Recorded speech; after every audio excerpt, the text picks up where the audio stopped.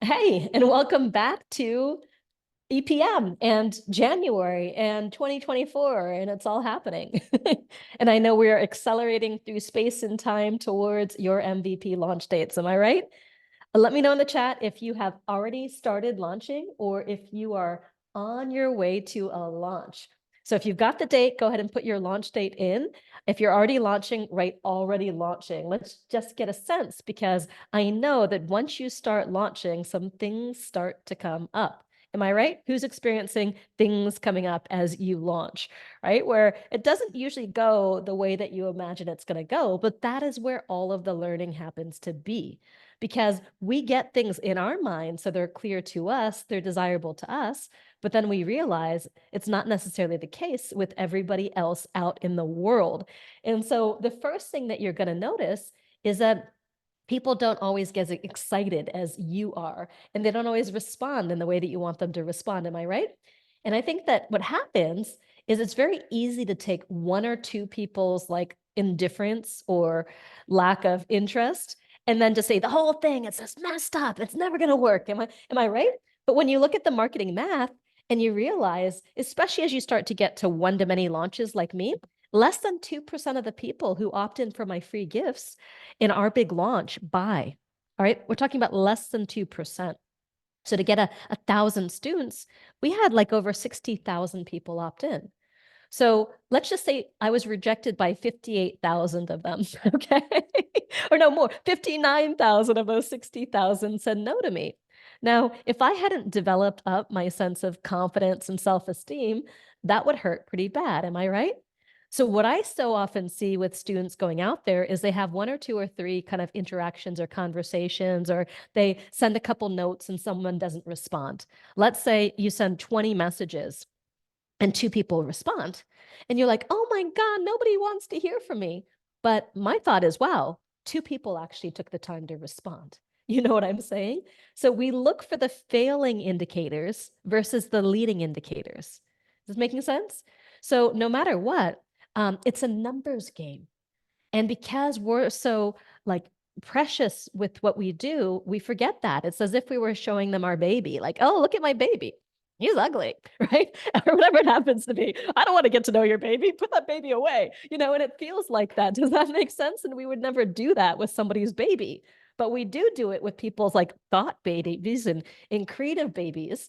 And so, especially when you're reaching out online and people are a little bit more direct sometimes or non-responsive or it just gets buried or they never saw it to begin with because it goes into their like I don't know you folder. Is this making sense?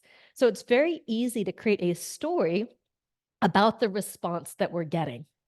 But that story isn't necessarily the truth. And it's well known that it takes 5 to 7 impressions for someone to actually buy. And when we're talking about the online world where the impressions are really micro impressions, that's oftentimes 15 to 30. And I've had people on my list like 5 years before they buy from me. Does that make sense? So sometimes I've had people on my list who might have had hundreds of impressions before they decided to pull the trigger. And it's just different types of people. So what happens is, especially for people who are brand new to business and brand new to trying to market themselves, is that we kind of expect almost this instant positive response, or we expect people to take the time to respond to us when we oftentimes don't take the time to respond to them. And, we expect people to see the diamond in the rough and then they don't. And then we throw up our hands and say, it's not meant to be. I'm not meant to do this. Nobody wants what I have to offer. But it's just the start of the process. And it's the inevitable start of the process because that's where all the juice is. And so when that happens, get curious. So one of the things that I've, done with people here is they said, nobody's responding to my chatterboxing. And I said, well, show me your chatterbox message. And so for those of you who are asking that question today, actually get the message out and ready, show your screen, show me exactly what you're sending to people. Because I would looked at those messages and said, the whole thing's about you.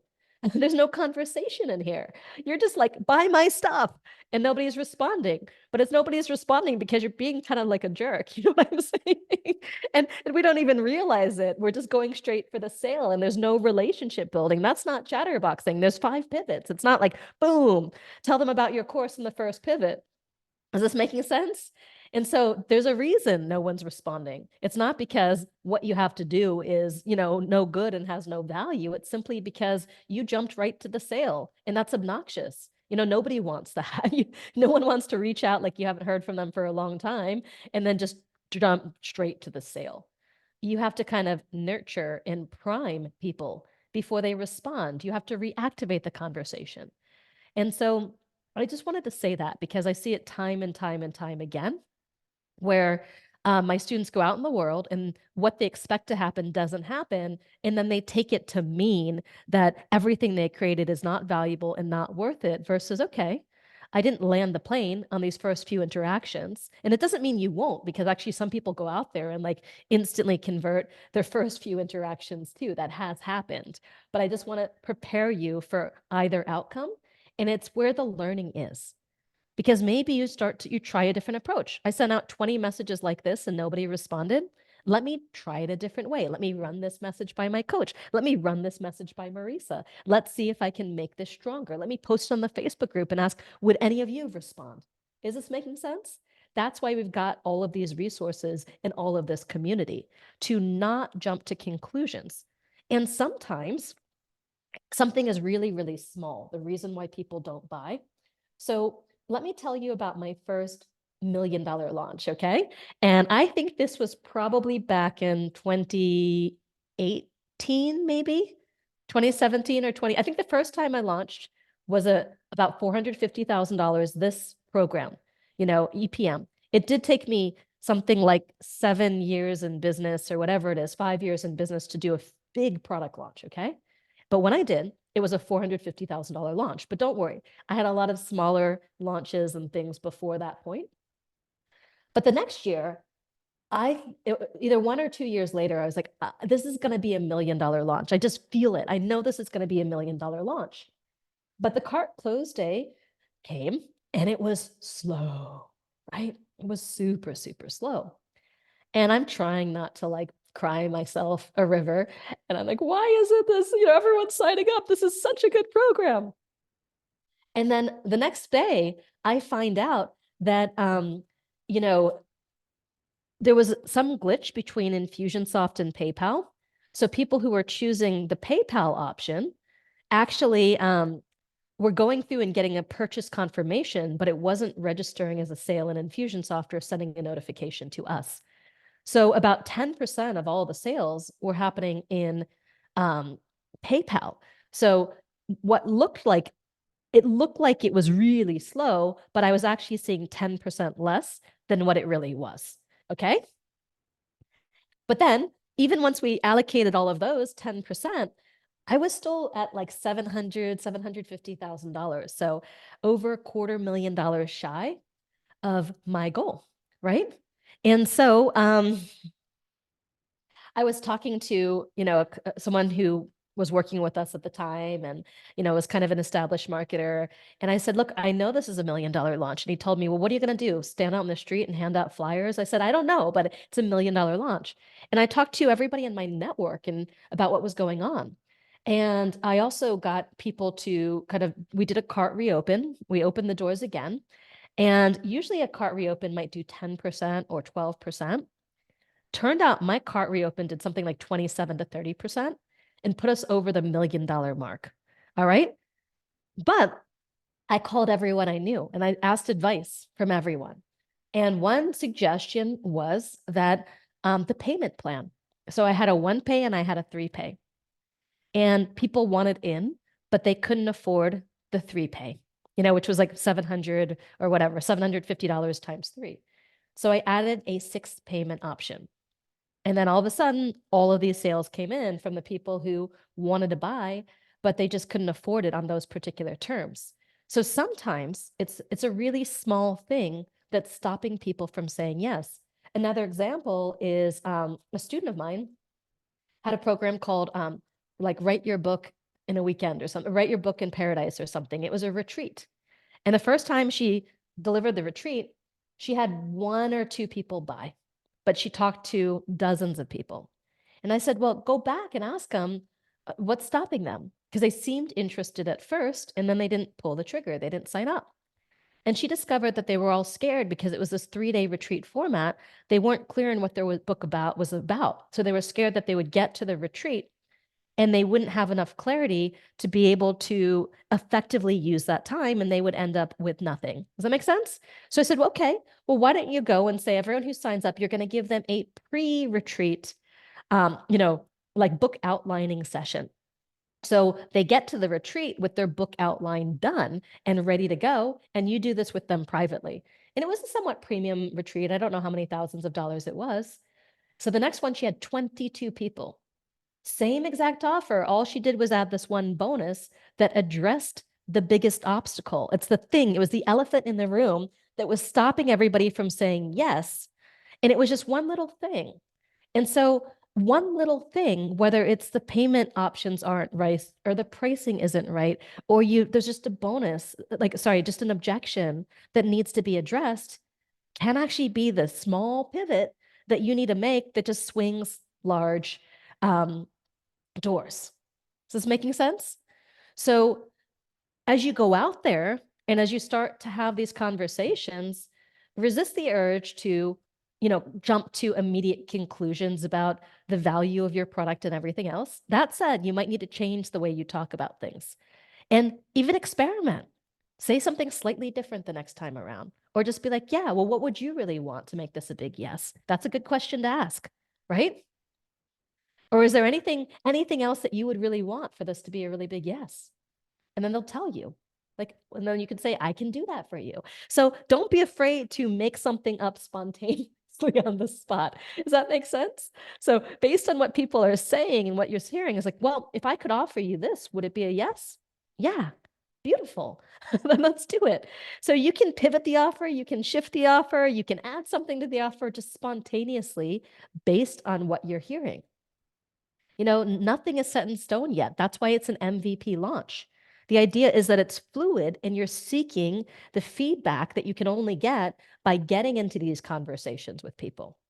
And that's why I'm saying don't go out there and spend a bunch of money on Facebook ads, because that money, you'll basically be burning it, because these micro optimizations are going to happen best in this way. Is this making sense? When you're testing things out on a small scale. Before someone goes and buys a factory and produces 100,000 units of something like a physical product, you'd bet that they're going to run a couple prototypes. Am I right?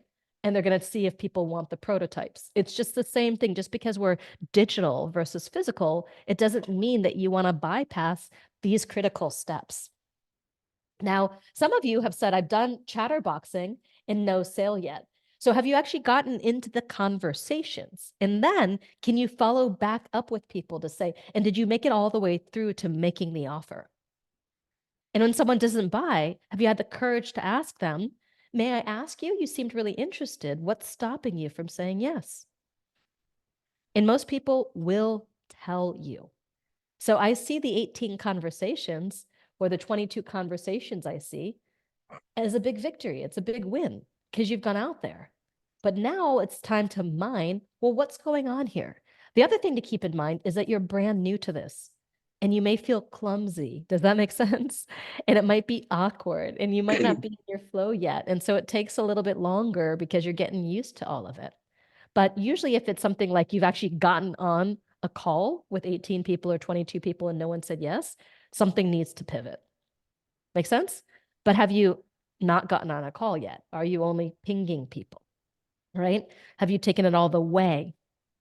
Because a conversation goes beyond just a little chat, on Messenger or whatever it happens to be.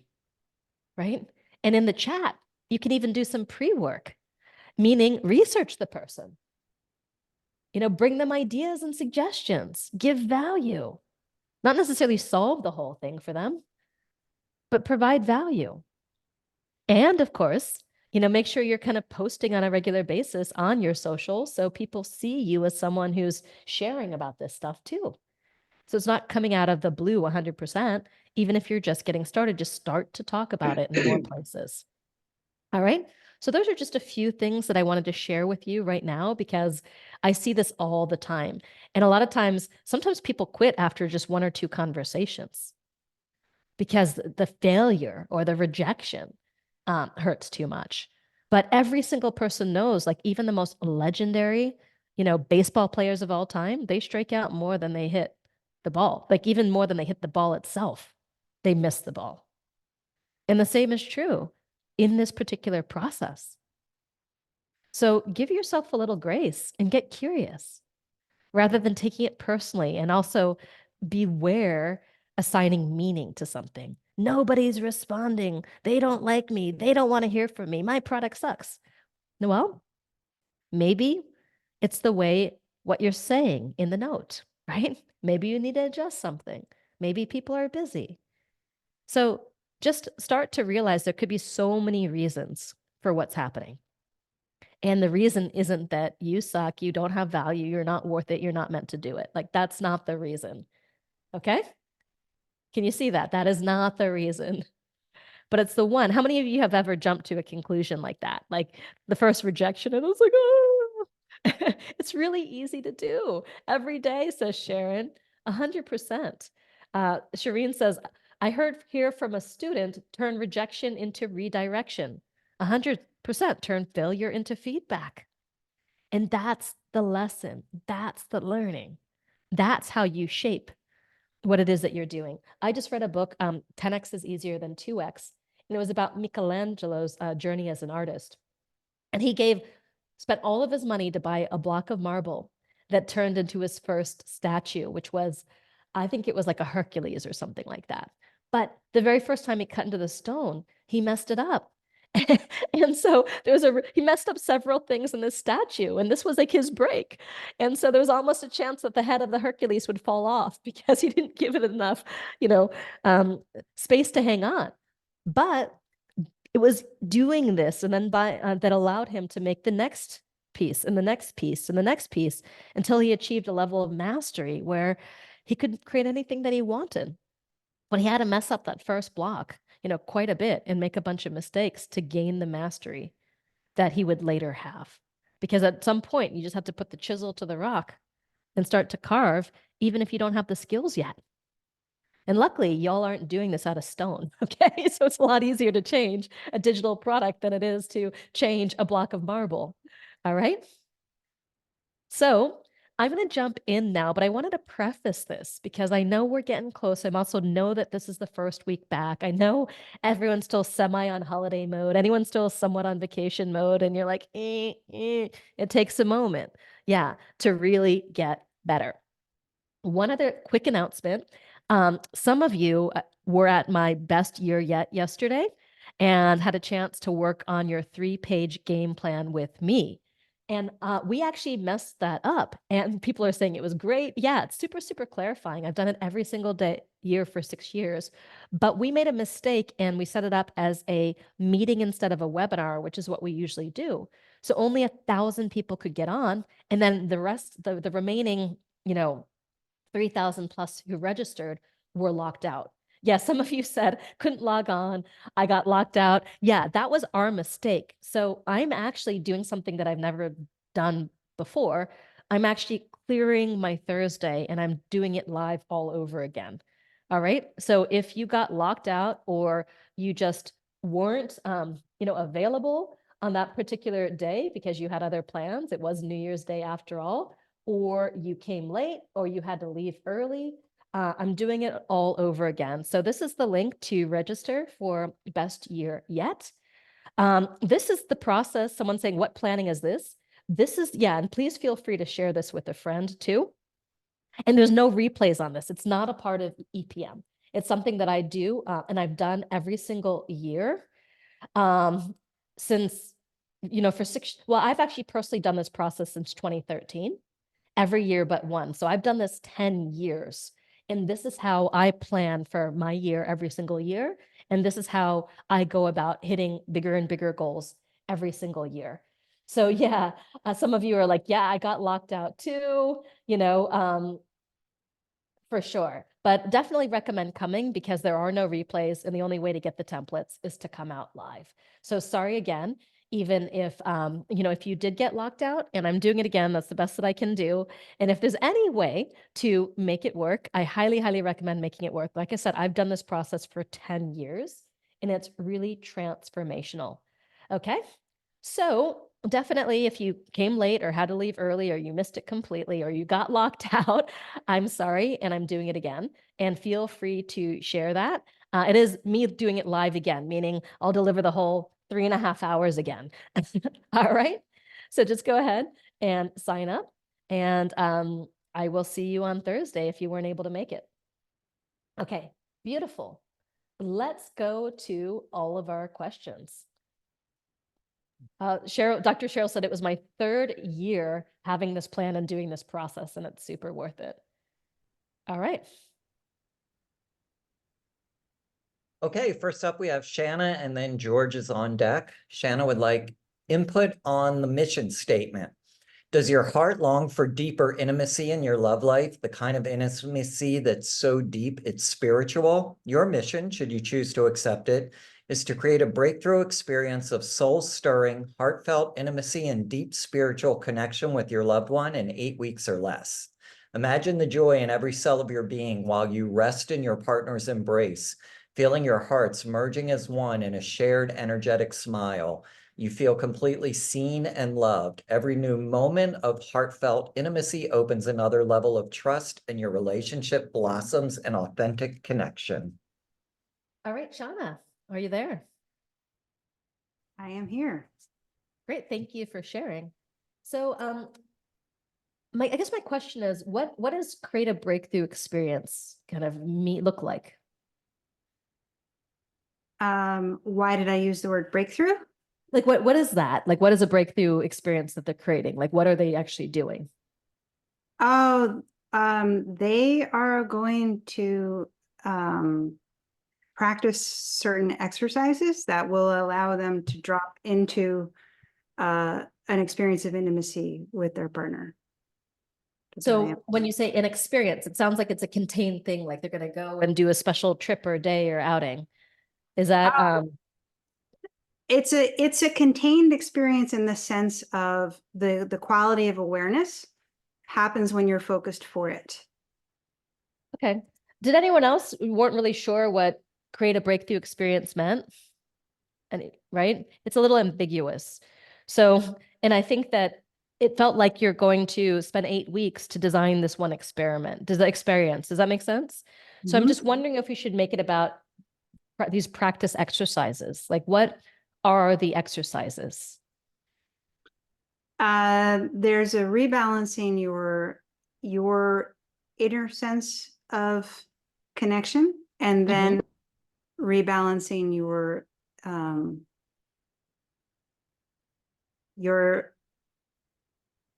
it's basically like cleaning the slate inside yourself and getting connected inside yourself, and then cleaning the slate in your how you're perceiving your partner, so that you can actually feel them now instead of having all the veil between you two of what you think about, or just having an intellectual level of engaging your day.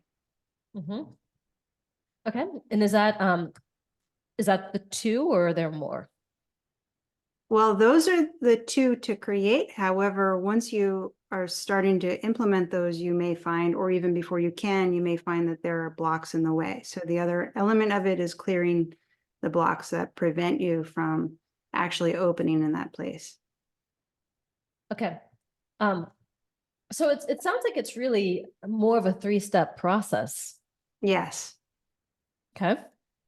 And how would you call this 3-step process? Is it a, I mean, you could call it a breakthrough, an intimacy breakthrough, like your mission, should you choose to accept it, is to create a breakthrough in your intimacy, to basically to use the 3-step intimacy breakthrough process, to go beyond the stuck points, the blocks, stuck points and superficial, or you could just say the blocks and stuck points in your relationship and experience, soul storm, heartfelt intimacy and deep spiritual connection with your loved one in 8 weeks or less.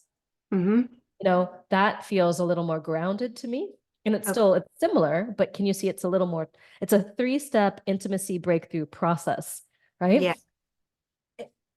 And that now feels, okay, then on the other side of that process is the experience that you're talking about. Yeah. Yeah. Okay. That sounds great. Does that sound better to you all too? Yeah.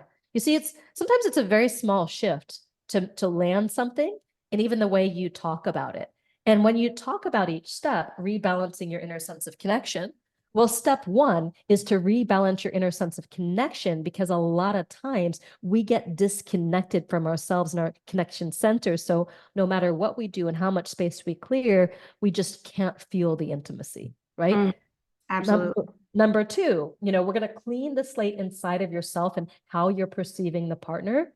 So, you can look at them and like they were when you first fell in love with them, and rekindle that sense of freshness and aliveness and feeling like this person was the most amazing human on earth, right? So, right. And then the step three is to address any deep-rooted blocks or patterns that come up in this process. You can break beyond your current limitations, the current limits you've put on your intimacy as a couple, right?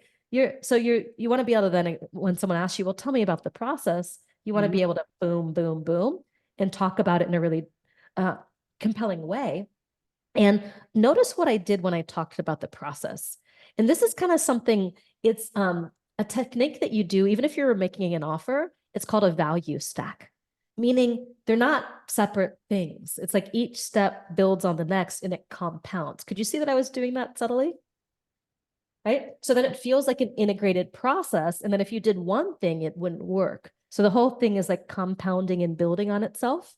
So, in addition to this and this, we're also going to do this. So like you're constantly referencing back, and that creates the integration of the three-step, intimacy, what did we call it? Intimacy breakthrough process. And then the name of the thing could be intimacy breakthrough or something like that. I mean, you might already have a good name. But if it becomes the process and the name of the program too. And that makes it feel really legit and real, because it's like each step of the system is connected to the other steps.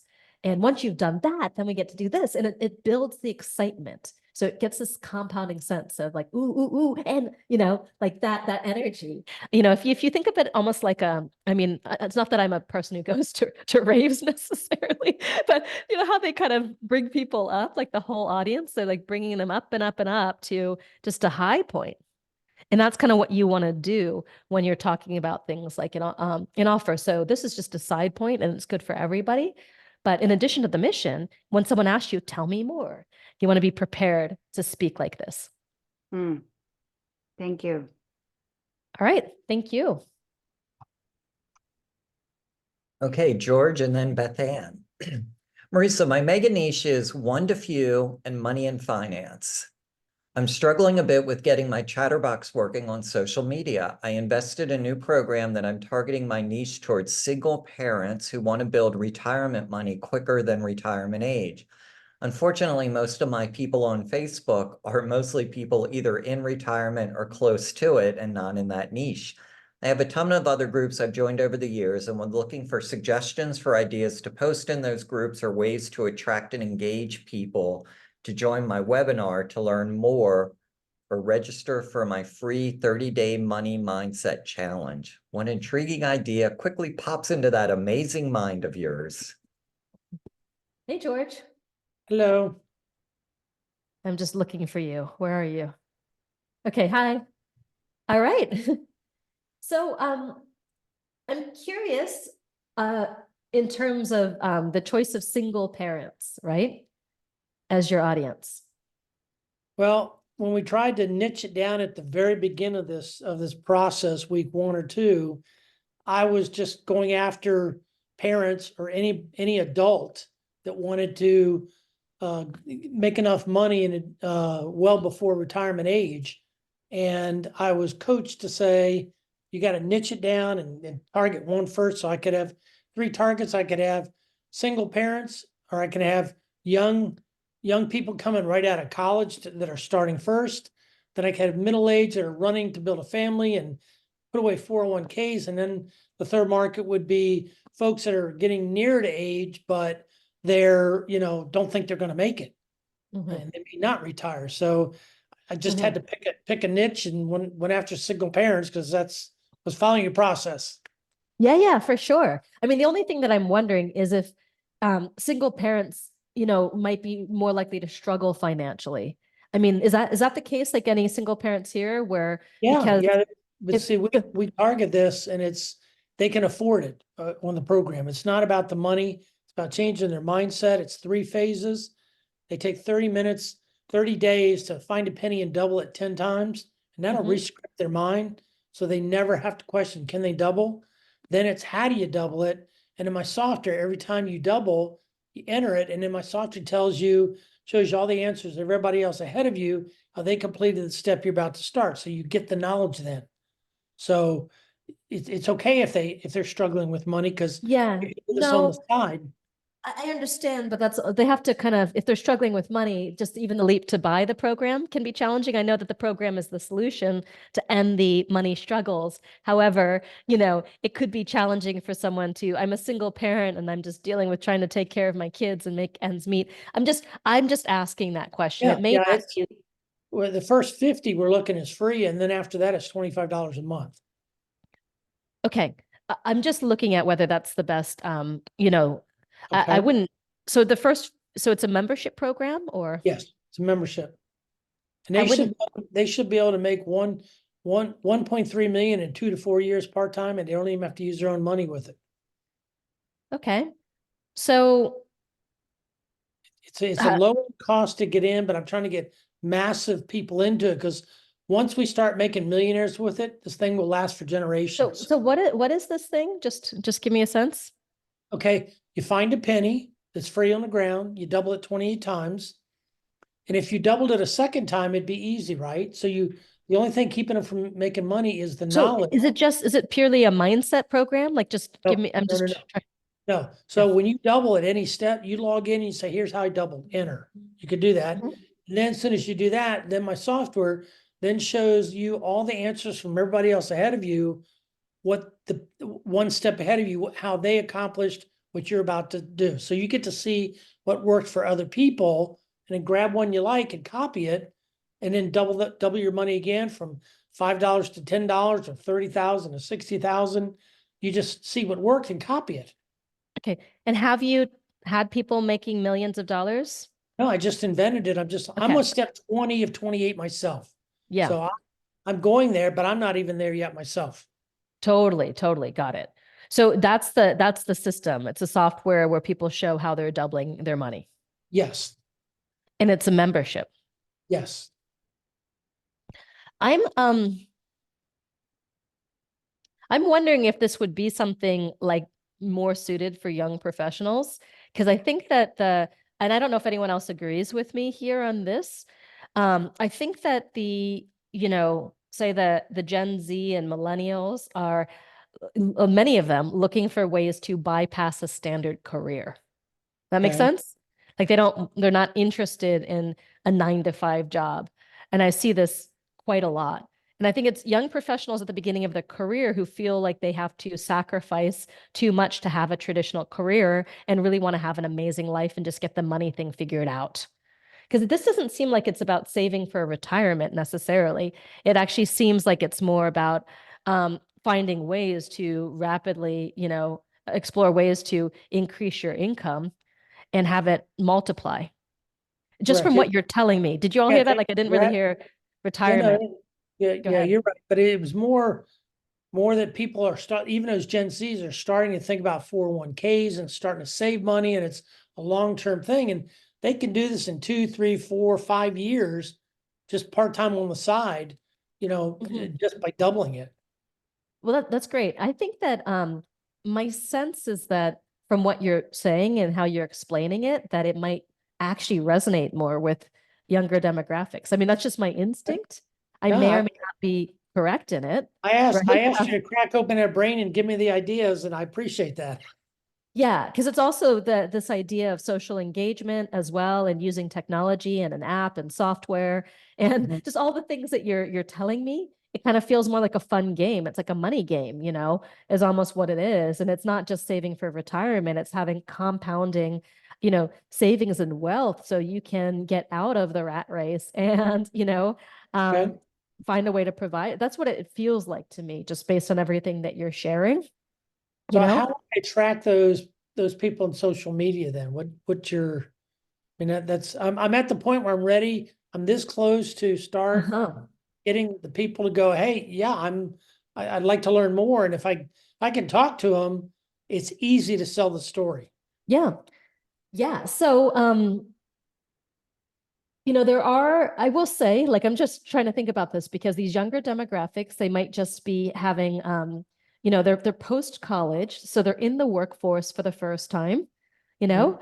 You obviously can't go through any kind of company sites because you're trying to teach them in some way to not necessarily work. So a lot of these people, they really are not necessarily in traditional social groups. So you would probably need to create some kind of following or find people who have the audiences that you could partner with.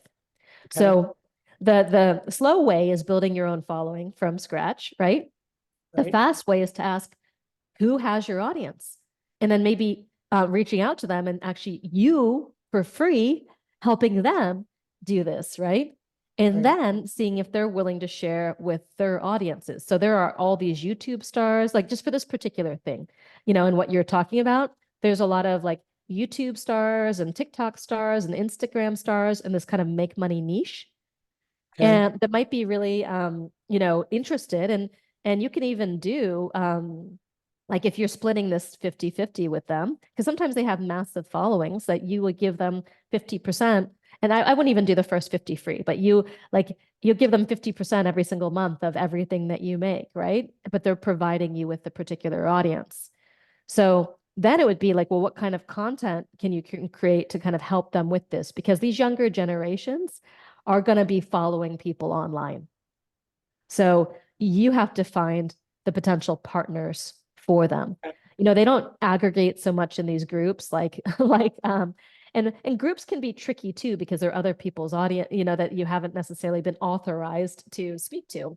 But when you come in, you can also potentially find podcasts, you can find influencers, you can find people who've got your audience and Sure. then speak and then make the offer because it's such a cheap price point. You could probably make the offer pretty directly if you've got the audience and the views.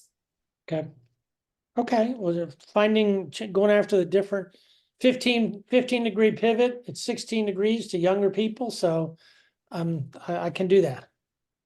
And I get that sense, just from the way you described what it actually is, that someone older might be a little more resistance to it. But can you see that someone younger would be like, oh yeah, this sounds like fun. It's like a fun game for, compounding money that's not built by the old stodgies, right? And you're like an older guy. I but haven't you're making asked it any really young fun. people yet, but that's my next step to ask them if they would feel and react that way. Because if they do, you're dead on.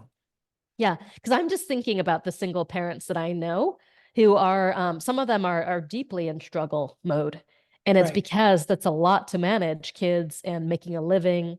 And sometimes they don't have the support they need from their partners and things like that. And something like this, that's more of it just might feel like it has too much psychic energy. That's all I'm thinking.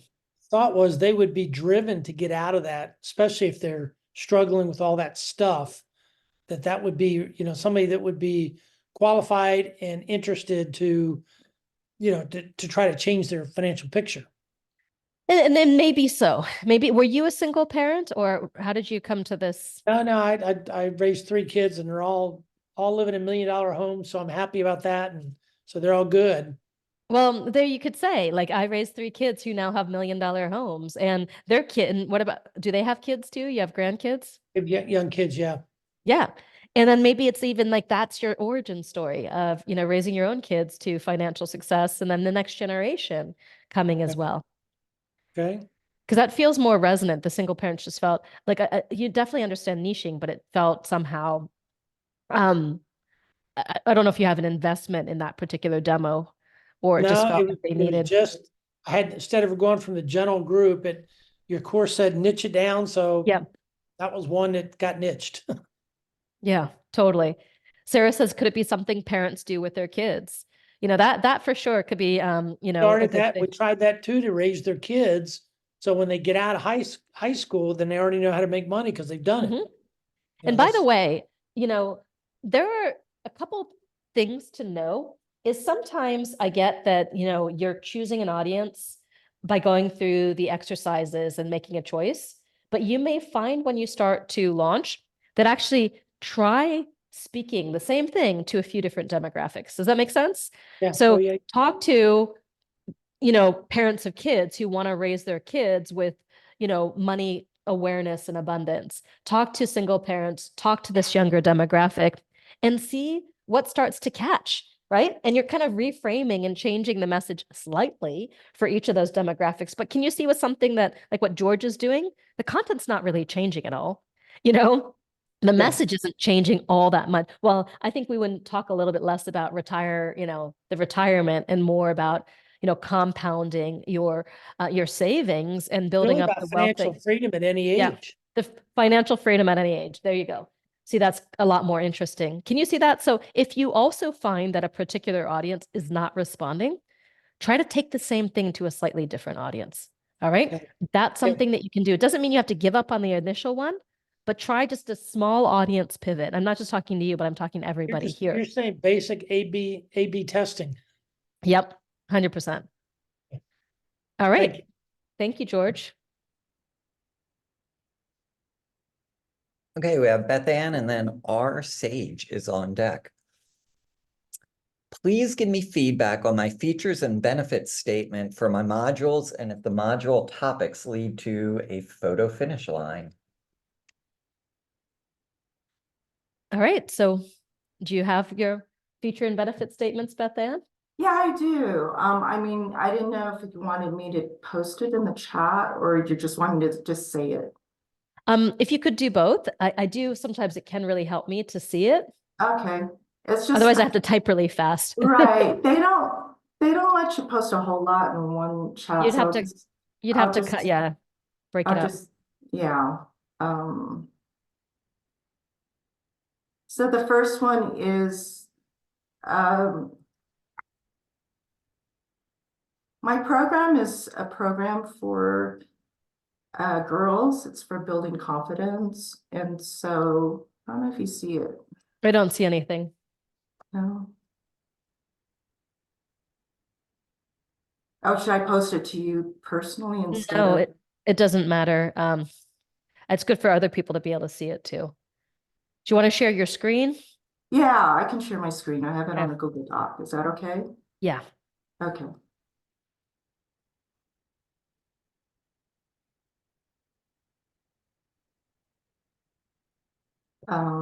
So the first module is called the Foundation for Confidence.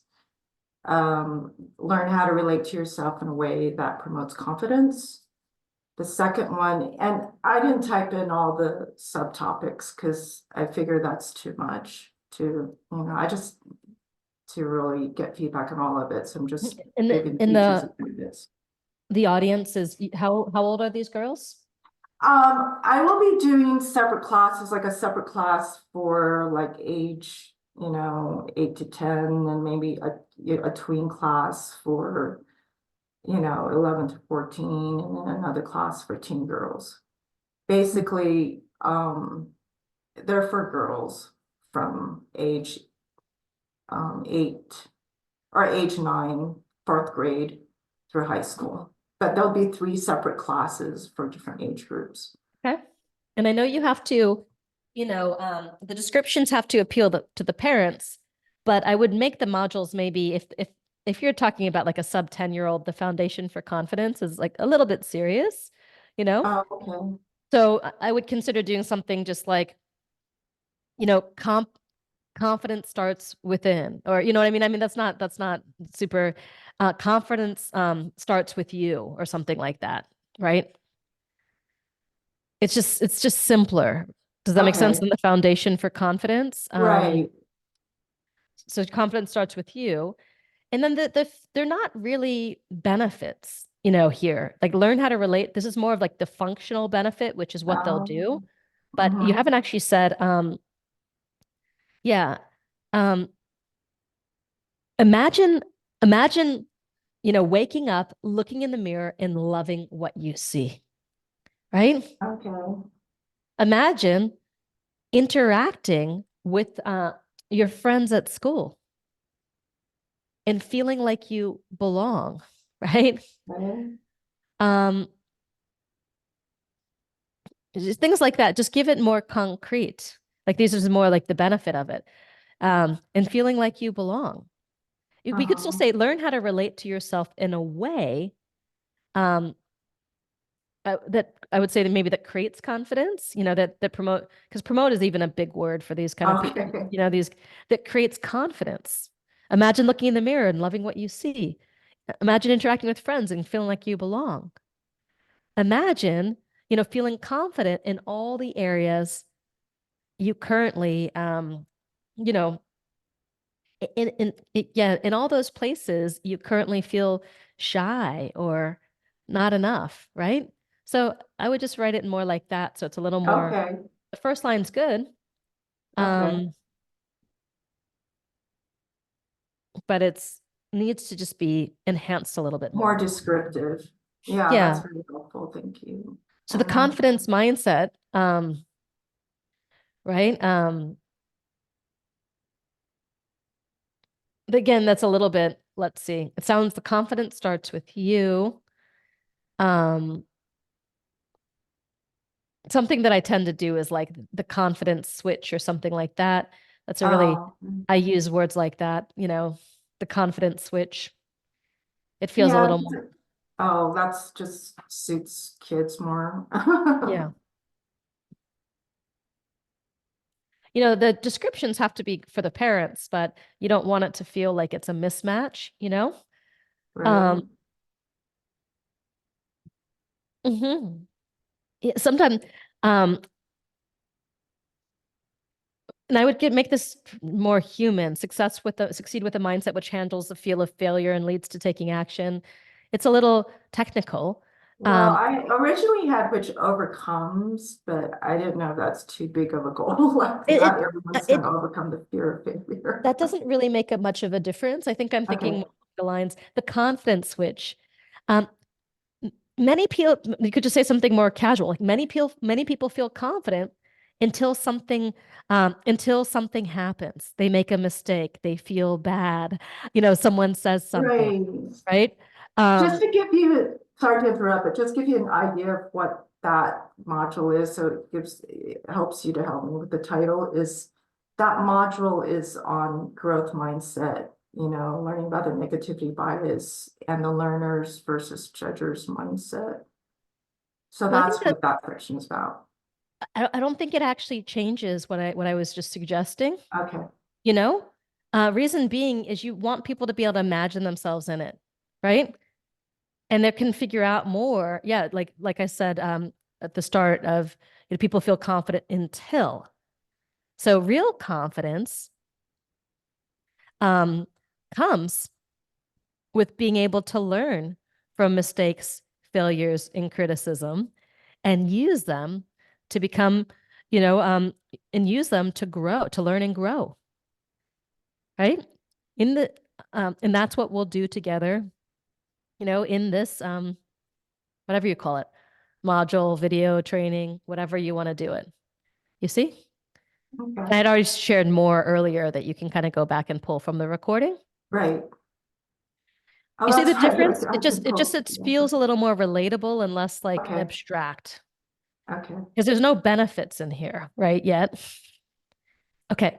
So close your confidence gap.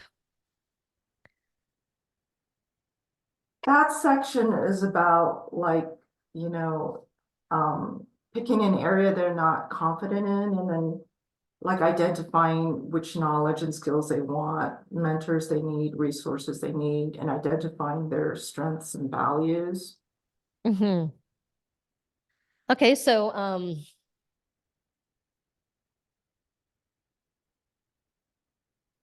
maybe just call it something like from zero to confidence. Oh, okay. Um, and again, it would be something similar. Like it's one thing to be confident in areas you feel strong in. It's another thing entirely to gain confidence in something that's challenging, that's difficult or challenging for you. in this module, you'll discover the 3 or 5 or whatever steps for gaining confidence in things that are, for gaining confidence from scratch, even with things that feel difficult for you, right? Okay, It's just simpler and it's a little more Okay. descriptive. okay. And what is the get into action? That's where they're creating their action plan for achieving the goal that they want. I wasn't sure if I should really change the title of the course rather than just a general confidence formula, but the confidence formula for achieving your goals or something. But it's really so that they're really choosing a goal that they really want, but feel like they're blocked from doing it because they lack confidence. And so Do it's these girls creating an action have plan. a goal like that? Just young girls? Have you thought about doing something like athletes, girl athletes, or you see what I'm saying? Because if it's a goal, maybe it's like an athletic, I don't know if an average 8-year-old has just a big goal or Well, 10-year I old. think it's more for middle school and for teenagers, but they've done studies. The statistics say that, girls' confidence levels drop from age 8 onwards. And so, I mean, I think in the beginning, I'll probably focus more on middle schoolers and high schoolers. The reason why I wouldn't do athletes is because I'm not really much of an athlete myself. It could be But in another area, like, girls pursuing STEM, science, technology, engineering, and math. I mean, because I feel like the goal part might be hard for just any girl middle school person. Does that make sense? Because it's like or it could be someone in the performing arts. It could be um, uh, people who really pursuing something already at a young age. Because I think the average, middle schooler doesn't have. Maybe I'm wrong, but um, I don't remember when I was that age having these big goals. Maybe that's changed. well, here's the deal. Like, I feel like I would have to educate parents on that confidence is actually a hidden barrier. And I'm just speaking from my own experience as far as like, I was the kid who got good grades and everything, and probably teachers and parents did not worry about me and everything. But I did have a confidence issue, and it kept me from going after kind of like performing under my potential, not going, not really Yeah. applying to the college that I really wanted to go to because I was afraid to fail or not get accepted. And Yeah. I understand that. I'm just saying, like, I know people who've done really well in the sort of middle school, high school, but it tends to be things like one of my students, Jonathan Mitchell, has helps get kids get into elite schools. You see what I'm saying? So if right. it's tailored to, and it doesn't have to just be athletics, do you have are you raising a middle school girl who wants to excel in athletics, performance, or science, technology, engineering, and math, but lacks the confidence? You know what I mean? I think that even if you did like a blanket all 3, it would be more specific than just a regular girl. Right. And I What get do that you the other, think? and I just think it would might help it because those kids who are like doing athletic prep or doing performance prep or doing STEM, they're like the ones that are trying to get every opportunity for their kids. Can you know that? You know what I mean? When you have the kid who's trying to be an actor or the kid who's trying to get into college on a sports degree, or the kid who's trying to, become the next STEM. Like a student, a friend of mine, Richard Rossi, runs these big college events. It's $1 million plus business, but it's just for STEM, you know? So it's like niching down because otherwise it's like all people in this age bracket Right. versus people who actually want to excel in one of these particular areas. They need confidence even more. So I think that could give this a bit more shape. So what they want is if they have that goal, what would be, an achievement goal in one of these areas? Do you want the lead in the school play? Do you, I'm just giving you some examples. Right. I think that by focusing on what kind of girls, it's going to go much bigger. What do you think about the idea of, okay, either, introverted girls, but I don't know if girls that, in middle school or high school even identify as introverted, but their parents may, because I talked to one parent who said she was extroverted. She was really concerned because her daughter was like really introverted. And the other possibility is focusing more on minority girls, where we can get into more issues of, they experience lack of confidence because, they experience rate, prejudice when they're growing up Yeah. and everything. Yeah. That one, because that one obviously is more personal to you, Mhm. right? The only thing that I would be concerned about there is whether, like, I think if the parents heard the message, that they would be open to it. But I don't know if parents of minority girls would be looking for the solution. But I think it could be really powerful. So you'd have to do education. But Right. I was talking to actually I was at this big New Year's party, and three of the people there had Asian moms and white fathers, including me. And I had these two other friends, and we all felt this sense of not only can people never figure out what we are, right? But it was all, but not belonging in either place. And, it's a thing. I mean, I watched my mom be like, people experience prejudice towards my mom as she was a professor because she has a Thai accent, and Mhm. she's very soft spoken as well. And the amount of prejudice that I would see, and people even raising their voice and just, I can't hear you. I'm like, she's speaking very clearly. She's got a PhD. But just as soon as they heard an accent, would like all of a sudden just can't even hear what she's saying. I try to really, I think, we have people from all over the world in our programs. Sometimes some accents can be tricky, but I think overall I've learned to just deeply listen because of that, because I've seen so much of that. And even I know represent on the coaching team here a lot of different kinds of people. But I think that could be really powerful. And I think you could receive funding for that. You could have partnerships with language organizations. You could, like ESL, you could go to ESL schools, I think there's certainly, and that feels really authentic to you. I think that one is probably stronger than the introverted girls. I think you could still do a course for introverted girls. But that's still 50% of the population, Right. and they're And I gonna, don't want to niche it down so narrowly that it doesn't speak to enough people, or even if it's not for minorities, maybe for girls who feel that they're different, that's like every girl. that. You see what I'm saying? Like niching, see, this is that feeling like niching is limiting. But the truth is that when you niche, you actually have a bigger audience because people recognize themselves in what you do versus feeling like it's for everyone. Does that make sense? So feeling like it's for everything, it's actually counterintuitive, but you limit yourself a lot more because people just don't think they need it because they don't associate Right, with being that everyone. People right, associate with having specific problems. right. Would you use the term minorities or would you use a different term?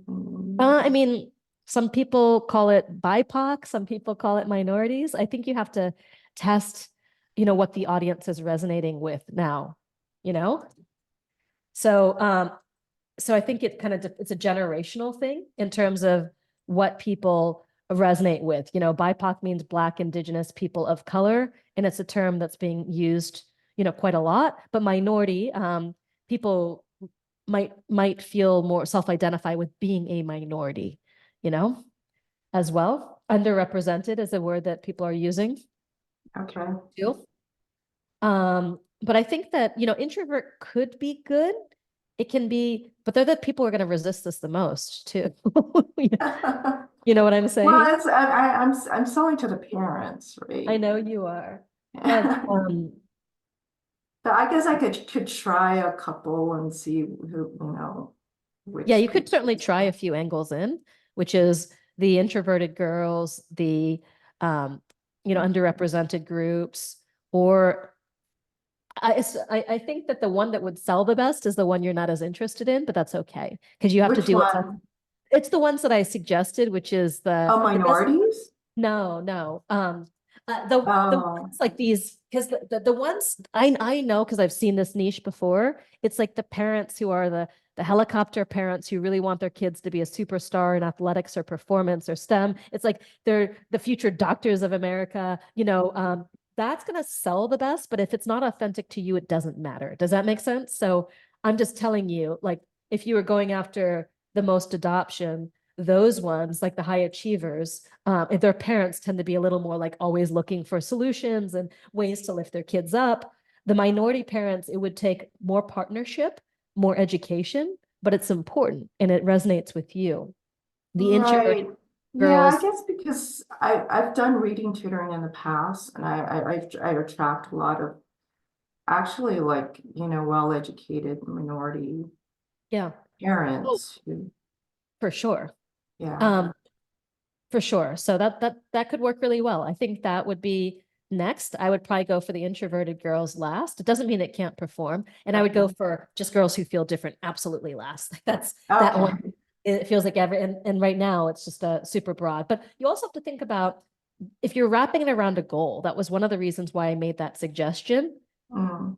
Like it's more likely those first few groups that I said have goals. Make sense? Because they're doing these high achiever extracurricular things.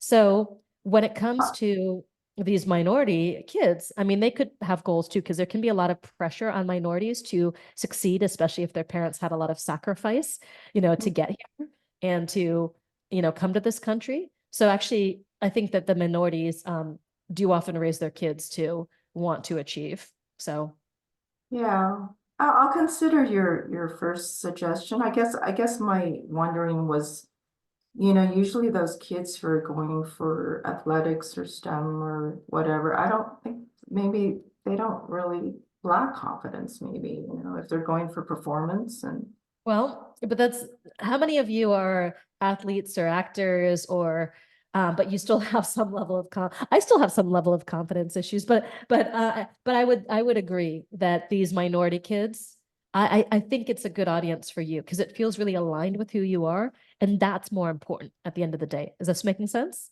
yeah, and it's what I understand. It's the Yeah. it's the experience I understand. Yeah. So, and then there's only the last one, which is the setback solution. Um, yeah, I'm gonna need to move on because we had a Okay, long conversation on this, sure. but Thank hopefully you. this gives you a template Oh, of, definitely. yeah, Yeah. that you can use to work on the other two.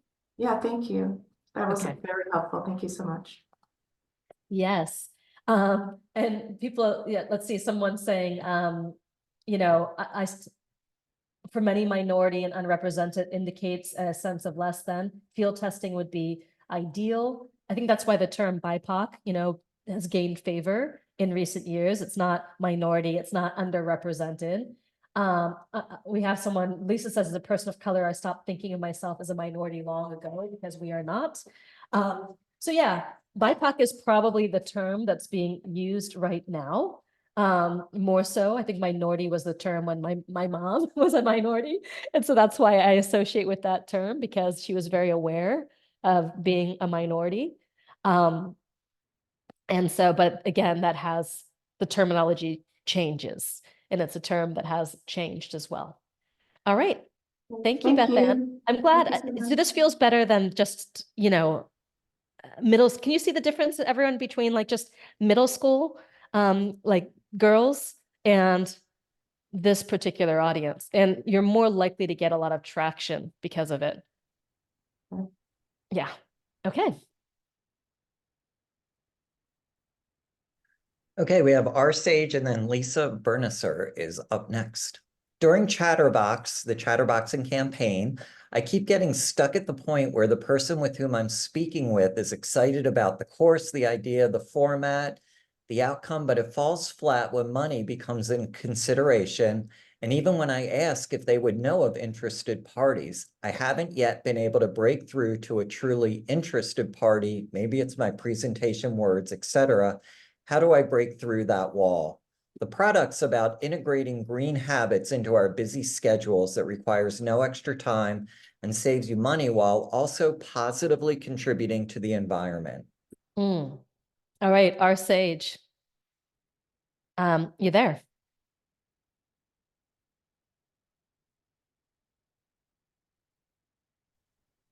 Our Ow. sage? Yeah. Hi. All right. Can you, Yes. perfect.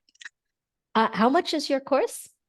The price point I'm gonna be starting with is 197, and I was gonna do 97 for the first few for the group testing. Okay. Yeah. And then you're struggling with people to pay the 97.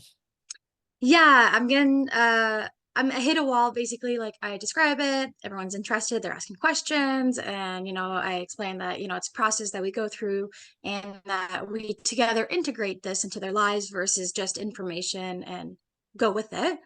So that's really exciting on their end. I see a lot of interest and then it just stops.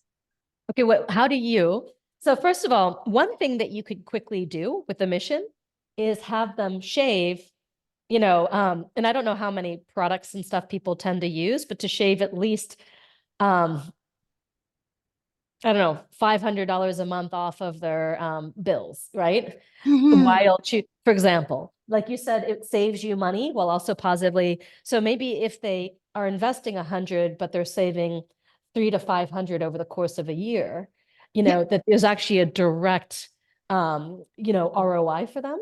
exactly. So you might want to actually explicitly say something to this. Well, first, they're getting really excited.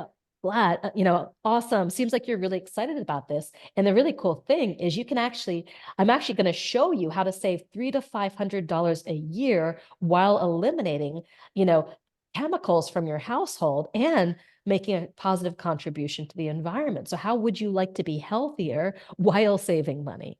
Boom. You know what I mean? Mhm. I would ask a question like that in the pivot. Yeah. So you're already anchoring at a higher price point than what you're going to ask. Does that make sense? You'll be saving $300 to $500 a year. Yeah, Yeah. awesome.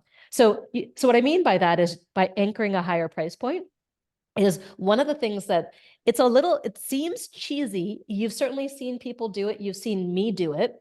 And it seems so cheesy. I'm almost embarrassed to say it, but if you don't do it, you get a fraction of the sales. Okay. So Yes.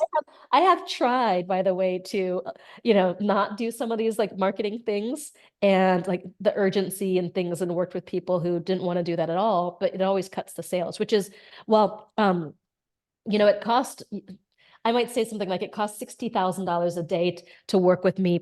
Let me just use the example for I have this high ticket experience that I'm doing in Lake Como for up to 12 entrepreneurs who are high level entrepreneurs. Okay. So it's a $20,000 investment, but it also includes accommodation, food, everything, transport on Lake Como, which is more than $5,000, right? It's probably like 6,000 to 8,000 hard costs per student.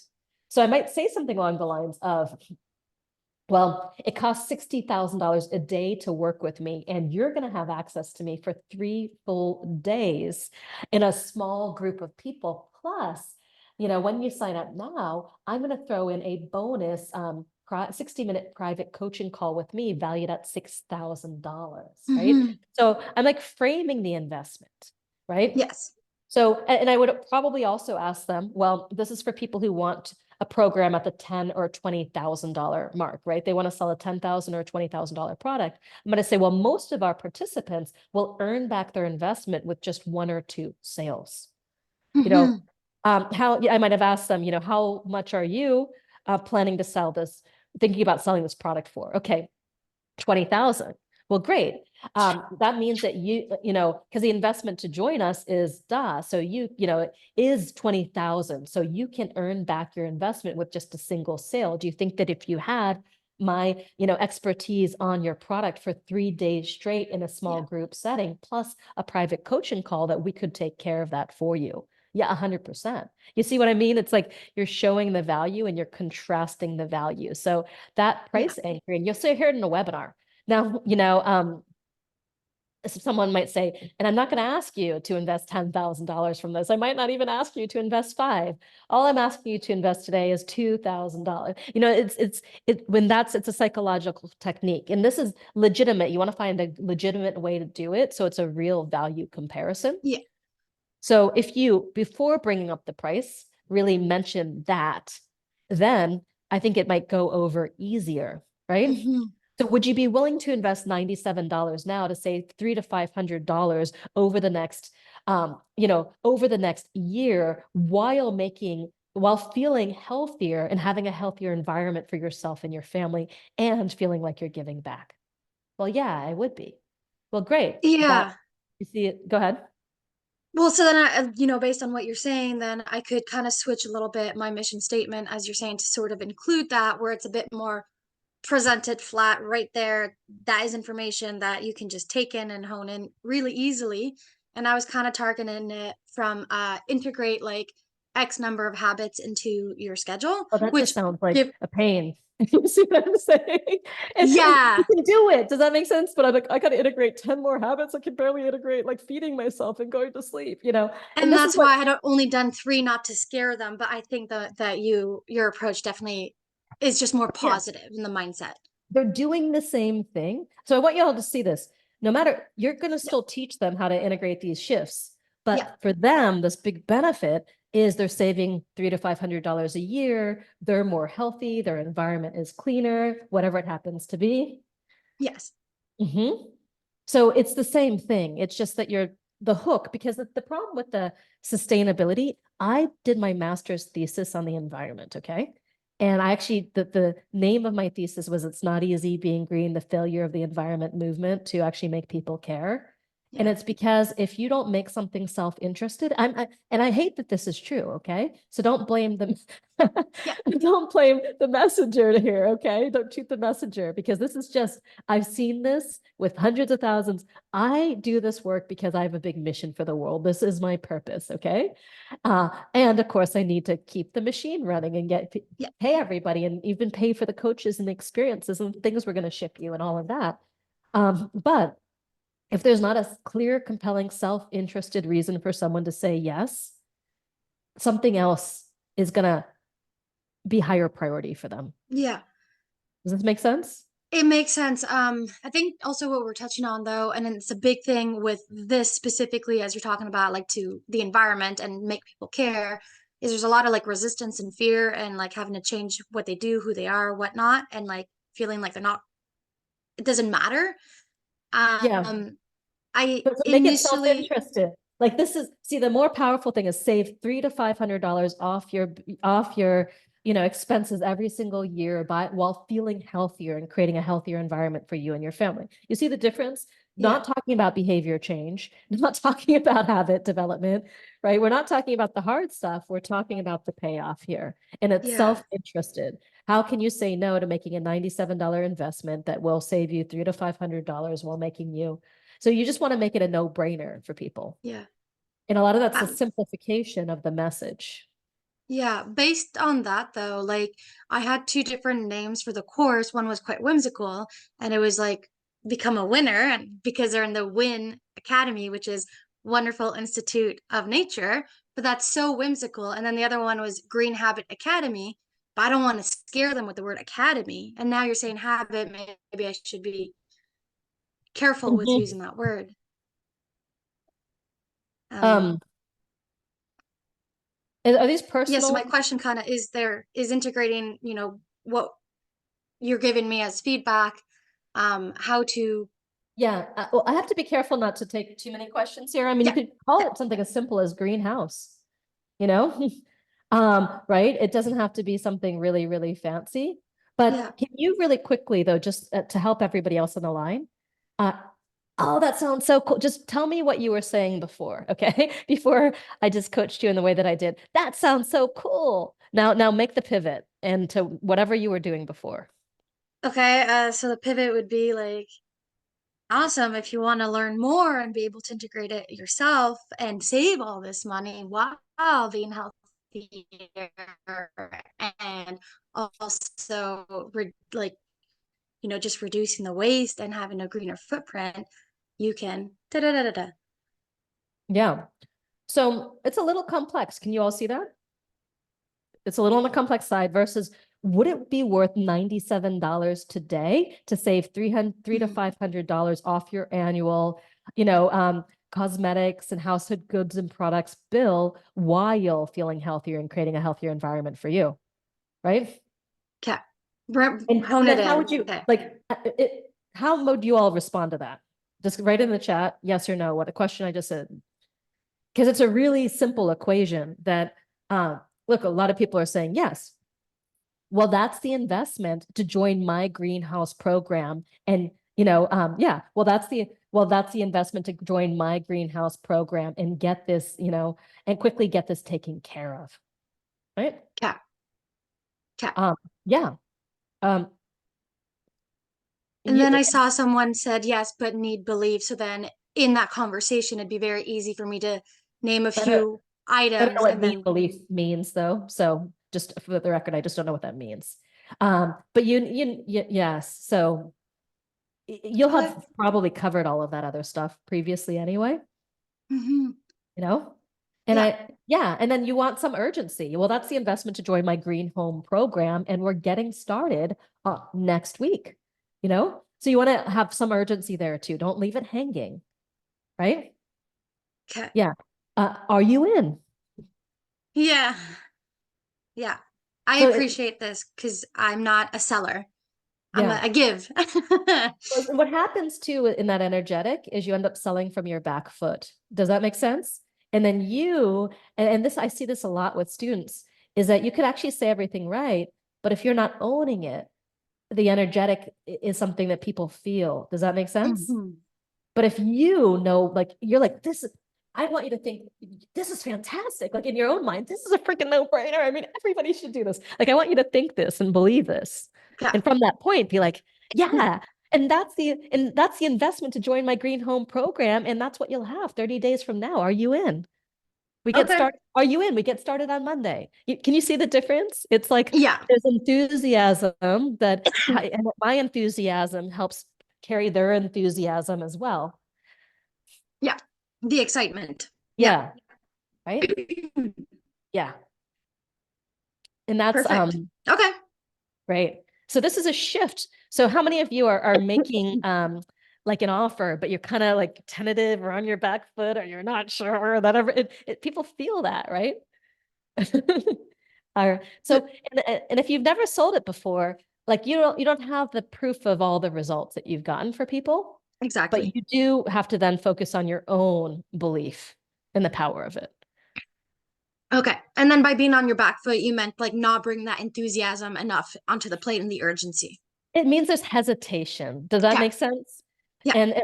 And that can be using too many words, making it too complex, overcompensating in some way, shape, or form. When you do something from your back foot, you're like, you're not leaning into it, you're kind of leaning back, is what it feels like right at the moment where it's the lean in. So Okay. one of the things that I learned, because I do a lot of sales on webinars, and this is where you know the mastery of the person, is to actually not shift the tone of your voice when you go make the offer.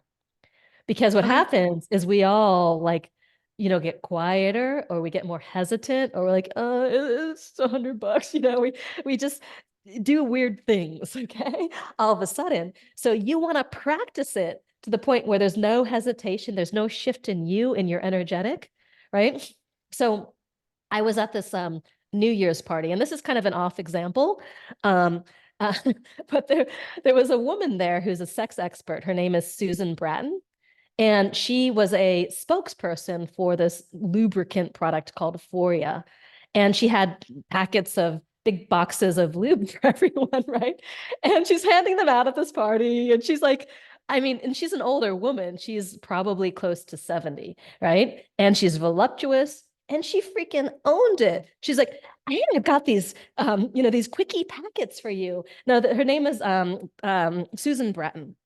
And I'm saying this because it's a sensitive topic and most people have some level of shame or embarrassment of it, right? And I'm not going to give you the whole description. She's like, it's an ad. Like, here's a quickie, a quickie lube kit for you. And she opens it up and there's 3 steps. And first you do this, and then you got the melt, and she was doing the hand gestures and everything in it. I'm like, wow, I was like, this is so fabulous, because this is a 70-year-old woman just like owning her body, owning her sexuality, her enthusiasm for every single step of this like 3-step lube process.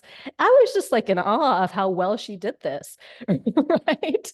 And yeah, Steve says he's known Susan for years, and handing out lube is tame. 100%. But I was just, this is something where she's going up and having conversations to people about sex that she doesn't necessarily know, approaching them like it ain't no thing, and just, doing all of this. And I know the amount of work that she had to do on herself, to be able to do that and to be able to own that is kind of amazing. So I'm just giving that as an example of in a different realm.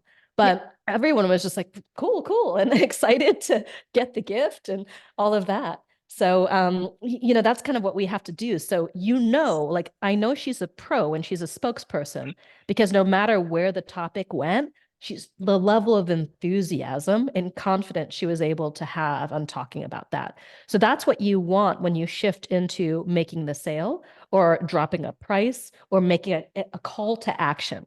If you think about a call to action, you think about, this is obviously, I'm not a proponent of violence or anything, but on the battlefield, the commanders would have like a trumpet, and they'd be like, charge, and these people were like throwing their lives into battle, right?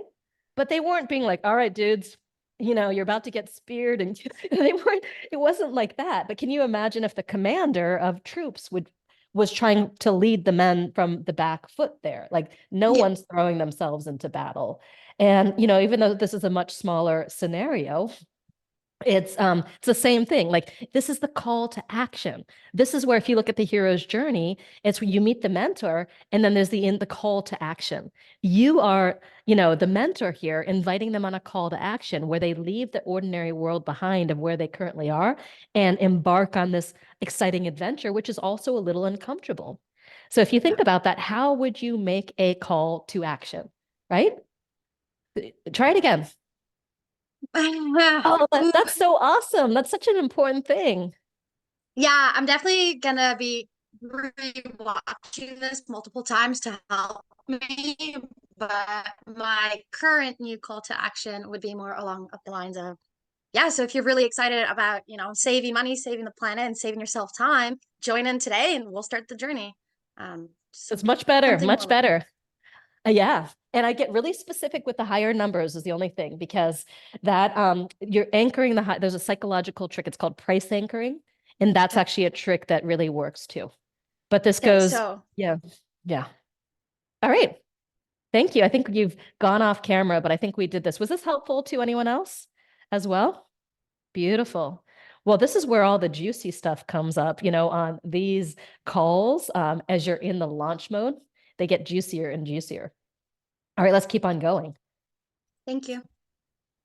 Okay, we have Lisa, and then next will be Randall. And just to let you know, there are some people we're skipping over because you have previously asked a question that was answered. So if we have time, we'll come back to you. And we always do that. We will always take the people who have not had a chance to have a hot seat first. That's the commitment we've got. So by the way, that also means that every single call you come on, if you haven't had a question answered yet, you're going to be more and more likely to get it answered. Okay, so Lisa Bernisser says their core solution, a tailored stress transformation strategy combining personalized coaching with practical tools to enhance resilience, enabling women entrepreneurs to thrive emotionally and professionally. Target audience is women entrepreneurs. I've had to pivot a bit and would like your feedback on my big 3. My program is called From Chaos to Calm, 8-week stress mastery blueprint. Feeling overwhelmed by the weight of your business? Does it seem like you are fighting a constant battle against the effects of stress? Your mission, should you choose to accept it, is to identify and tackle your top 3 stressors, crafting a personalized stress relief strategy that lets you breathe easier and lead with confidence in just 6 weeks. Imagine yourself 8 weeks from now, standing tall at the helm of your business. The chaos that once overwhelmed you now fuels your drive. You've pinpointed those sneaky stress triggers and you've got them in check. You walk into high pressure situations with a cool head.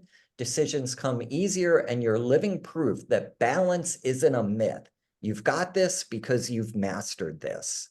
Mm. All right. So Lisa, are you there? Yeah, I'm here. All right. So is this the one that you just recently pivoted? Yes. I mean, it's sounding really good. I would, I would like in your mission, I wouldn't say, and lead with confidence because it's not really about confident leadership, you know? So I would Okay. say your mission is to identify and tackle your top three. I would probably say top three business stressors or workplace stressors or business stressors. Right? And then crafting a personalized stress relief strategy that lets you breathe easier in just 6 weeks. So then maybe somewhere in the in the future self vision, the triggers that once sent you spiraling, now you feel calm in the face of you now feel calm in the face of the triggers, the three big stressors that once had you spiraling. No, you haven't necessarily solved all the problems contributing to the stress, but you do have strategies to face the challenges when they arise, so they no longer trigger you, the worst. They no longer overwhelm you, or trigger the worst of you, right? So I think that's kind of specific. It goes back to the woman entrepreneur audience as well. And I think that helps it, but it's not about leading with confidence so much as it is, I think, that, finding their balance in it. And I don't know if this is just me. Um, I don't mind the 8-week stress mastery blueprint, but this idea, you've got this because you've mastered it. I don't usually, believe that someone masters something in 8 weeks personally, but it's just as Yeah. someone who's spent decades, seeking mastery and also knowing that mastery is something that continues to evolve and that you never attain. Like for maybe it's just my own personal thing, but I think I would just say something like, you got this, right? Okay. No matter what happens, you've got it. That for Yeah. me feels a little better. It doesn't think am I really going to be a master of this in 8 weeks? That's my inner voice comes up questioning that. But I Yeah. think you've got, you've got like something along the lines of that. It's no one will ask questions, right? Okay. Yeah. The tool that I use is the mastery questionnaire. So I Mhm. think that's part of where it comes from, and it's about the mindset shift. So, but I like that. You've got this. It's much Yeah. easier to say. Yeah. No matter what, you've got this or you've got this, right? So Okay. I think that's just better. I don't mind it in the title so much, but Okay. it's still the stress mastery blueprint, right? Mhm. That doesn't mean that you master it within, but it's the blueprint for mastery, which I'm Gotcha. okay with, right? That's the Awesome. difference. Thank you. Sure. That was it. Yeah. I'm just waiting for Michael to pipe I up know and we're going so quick today. Randall, and then next is Wahid Hussein. Randall saying, should I offer my course as a single unit or 3 modules to allow students to be self-selecting and reduce the cost of entry? My retention has been very high. My program teaches people without prior skill or training to draw and paint realistically in an incredibly short period of time using brain science. Mhm. All right. So Randall, have I already talked to Randall? You did, but it was not in the course. It was before I joined the course. Okay. This is And why I'm like, you sound familiar. Well, and I've been hanging around a lot. And Okay. during the course, you went, I know exactly how to sell your course. And then that's the last thing you said to me. And I'm like, now what's the rest of it? Okay. Beautiful. So tell me about the 3 modules. So it's a 3-step method to learn.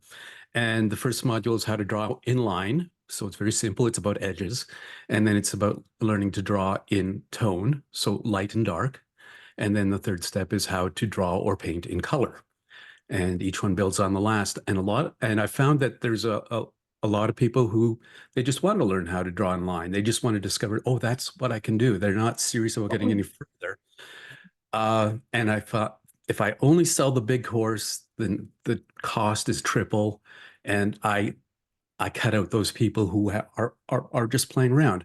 And then what I found is others who bought the single course were like, they got excited. They went, oh, I can do this. I wouldn't have bought the whole thing, but now I'm going to buy the next one and the next one. And then they build. And potentially I could add further courses onto that. So we could go into different media. We could specialize in portraiture. We could specialize, I don't know, and build on. But it's all designed for people who have no idea if they can do this to begin with.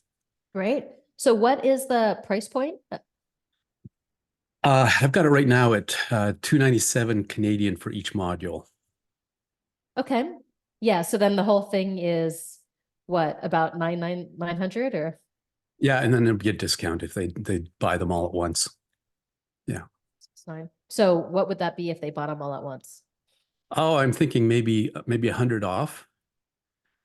And I'm also thinking of other price points. For instance, during my trial, one of the interested groups was like parents and children, like mothers and daughters. And because I'm also thinking of this is all video, I'm thinking of including hybrid, so that I'm doing hot seats weekly with the groups. That there could be a family price that's just a little bit higher, so that both of them can come into the hot seats. I mean, they'd still have both access. And I think it's really exciting to have families working together on things. Yeah, well, at first, in general, my recommendation is not to carve something up in the sense that you have to make 3 sales rather than 1. And you'll always only have a fraction of the people moving on to the next thing. But if you're finding that they're really standalone kind of areas for people to explore, and that there's one that makes sense for people to come into, and then there's a really clear upsell path, and that you think it's going to reduce a lot of the resistance. I do think that if you're just an amateur artist, wanting to learn to draw, like that $900 or whatever, it's a significant commitment. Does that make sense? So in that particular, the hobbies area, that does feel significant versus, $300 that, okay, yeah, I kind of want to see if I can do this. I don't believe I can. And of course, if they don't believe they can do it, then why invest $1,000 or, as well. So I think that in general, because I don't want, what I worry about sometimes is I'm advising one person in a particular situation that's unique to them, and that other people take it to mean they should do that too, because that's oftentimes not the case. So I'm just being really clear here for everyone listening, but I think that it does. It's very specific because I am totally aiming at people who don't even know if this will work, and the experiment always does work. But and I do have lots of testimonial proof. I've been teaching this for 35 years, but that's still until they experience it. And in the first 2 hours they experience it, they go like, whoa, I just drew my hand realistically. How did that happen? The brain science kind of does it in a way that they don't even know what they're doing. And it just happens. But until they get through that process, and a lot, like I say, a lot are like, I don't want to go the whole thing. I just want to try this out. But I have the others. And like, I don't promise anything about a career in the arts or anything, but the people that I've been working with live, I'm wanting to expand this to the video. That's why I've been doing live trials and whatever. And I've been teaching live in person for ages. I have some of those people going on to careers.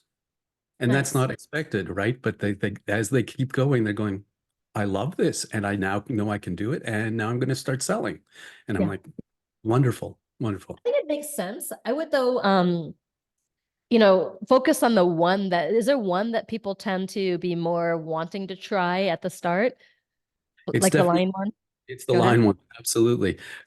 And the very first exercise actually includes light and shadow without them even really knowing it. Kind of, so it introduces and shows them that both of those are possible, but then I have to concentrate on the line for the next 6 to 7 weeks so that they get that down, and I don't complicate things with light and shadow.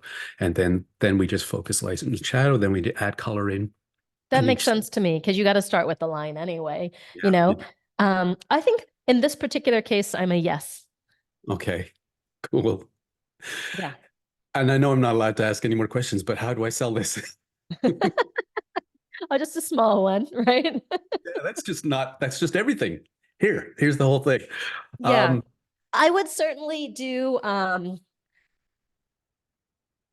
before after transformations and really focus on testimonials. Like, hey, this is what someone tried to do before they came. This is what they did within 2 hours. Boom, over and over and over and over again. Don't think you can be an artist? Think again, the brain hack. It's, a simple brain hack that these are just more marketing phrases, but I think that if you were to be posting this stuff like regularly on, say, Instagram, as a channel, it would be really just before, after, before, after, before, after, the scientific, the simple brain, the simple hack to your simple brain hack to turn anyone into an artist, like that kind of thing. I think it's powerful. Or always wanted to be able to draw, but never could. I'm in that category. What if you could learn in just 2 hours? Yeah, I think one of the mistakes I've been making in social media is I've been making it about me and what I can do and what I can do for you and what I do in my art and whatever, and follow along and watch. And I think it could be so much more interesting if I show what other people can do. And The work through, itself is gonna speak for itself. The transformations from what you've told me. Mhm. And even being like people's shocked faces with like, I did this. Like you could tell have a whole series of I did this, I did this, I did Yeah. this. And then the description would just be like, meet, I see Bravel's always giving me good energy there, but meet Bravel. He'd been wanting to draw for, I'm gonna say 40 years just so I don't mess it up, he's been wanting to draw for 40 years. Yeah, he's a 20-year-old, right? No, he's been wanting to draw for 40 years, could never do more than a chicken scratch. This is the expression on his face 2 weeks into the program, like that's like just that. I did this. And then it's a whole series. I did this. I mean, I think it would actually be really catchy. I wish And I'd collected more over the years, but certainly a lot of what I've got is I've got piles of group pictures where I've got a bunch of people, like 10 or 12, and they're holding up a charcoal drawing, and it's a beautiful lens. Usually, in that case, it's usually a still life. well, you And could write back and to and I say, oh, and I need to, yes. But the thing that is kind of shocking is I go, for all of these people, this is their first charcoal drawing ever. And people are Mhm. like, oh, hold on. Now, no, that's not possible. And it's the truth, right? So it's kind of interesting that Totally. And you could even yeah. do something fun like send them all a beret, and hey, if yeah, so I'll send you a beret if you'll take a picture of with da da. And Oh, cool. and then they all be like, I think it'd be just really, I think it would just create viral interest in a fun way. So That's interesting because I've been thinking of getting a beret myself because of the clearing patch up here. So but it could just be like the theme, like all the stuff from your business comes with people in berets, and it's kind of fun. Mhm. But anyway, someone says I did this series. Yeah, I think it'd be really catchy, and people would it would just sell itself basically from the emotional, like you Right. got something that's such an emotional transformation, and it's so obvious and clear and photographable. Like that's Yeah. like the ultimate photo finish. Can you all see that? I did this as the photo finish. And I can see doing YouTube interviews and Uh-huh. featuring students and talking about TikTok too, oh, yeah, and talking to some of them that are past the course and are now like I say now have a career, not promising that, but saying, hey, this is one possibility for people who don't even think they can make art is later on they can start to sell it, and some are doing it just partially. I've got one of my students who's I like, gotta stop you just because I oh, already entertained a second question and I broke my own rule, but I got so yes, I'm excited sorry. because I The have first one was to. pretty quick, but yeah, I'm sorry. It's okay. Okay. Thank you so much. It's been Sure delightful. thing. You too. Okay. Hey, Wahid, and then Jaden is up next. I've fully understood my coaching program. It's clear and I know exactly what it does and who for. I'm super excited to deliver. I need to be talking to my ideal clients. How can I make this happen now and raise my chatterbox game? All right. So, what have you done so far? What have you tried? Wahid, is that how you pronounce your name? Yeah, it's Wajid. Yeah, but hi. Wajid. Yeah. Thank you. Thank you so much for entertaining the question. So I, when I'm talking about what I love, then I can't stop. But generally, I'm quite introverted, and I do feel like very salesy. I'm from England, so we have this sort of British kind of thing going on as well. Yeah. But all of that aside, I do tend to get sort of introverted and sort of draw within. But when I have these conversations, it's something else. So I was talking to a guy I know, we've been talking for some time. It was on something completely different. I said, look, this is what I do, this is how I get on with things. And there's a potential like joint venture there where he's got a platform where he's got other coaches, and we just got talking about that. There was another, and then he reminded me, like, actually, do you remember this guy from years ago? He's moved to America now, and etc. So I got talking to him, and then I was like, okay, but genuinely, like, I feel like I'm still in my comfort zone. I'm not knocking on anybody's door on Facebook or LinkedIn and sort of saying, hey, listen, this is what I do, this is who I am. You want to have a chat? And I don't know how to do that without being that annoying person that does that when Yeah. they shouldn't be doing. So did either of those two people say yes?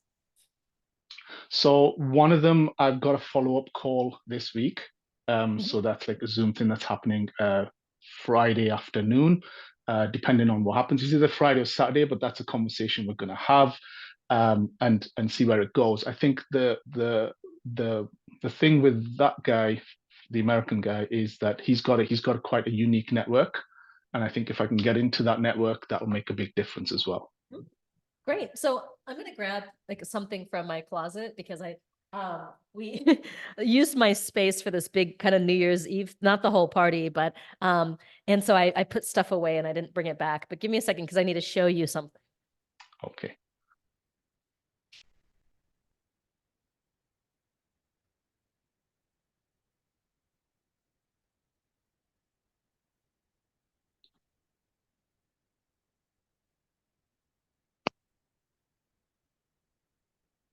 All right. So I keep all of my frameworks and things organized by like product Cool. line and things so I can pull it out and demonstrate.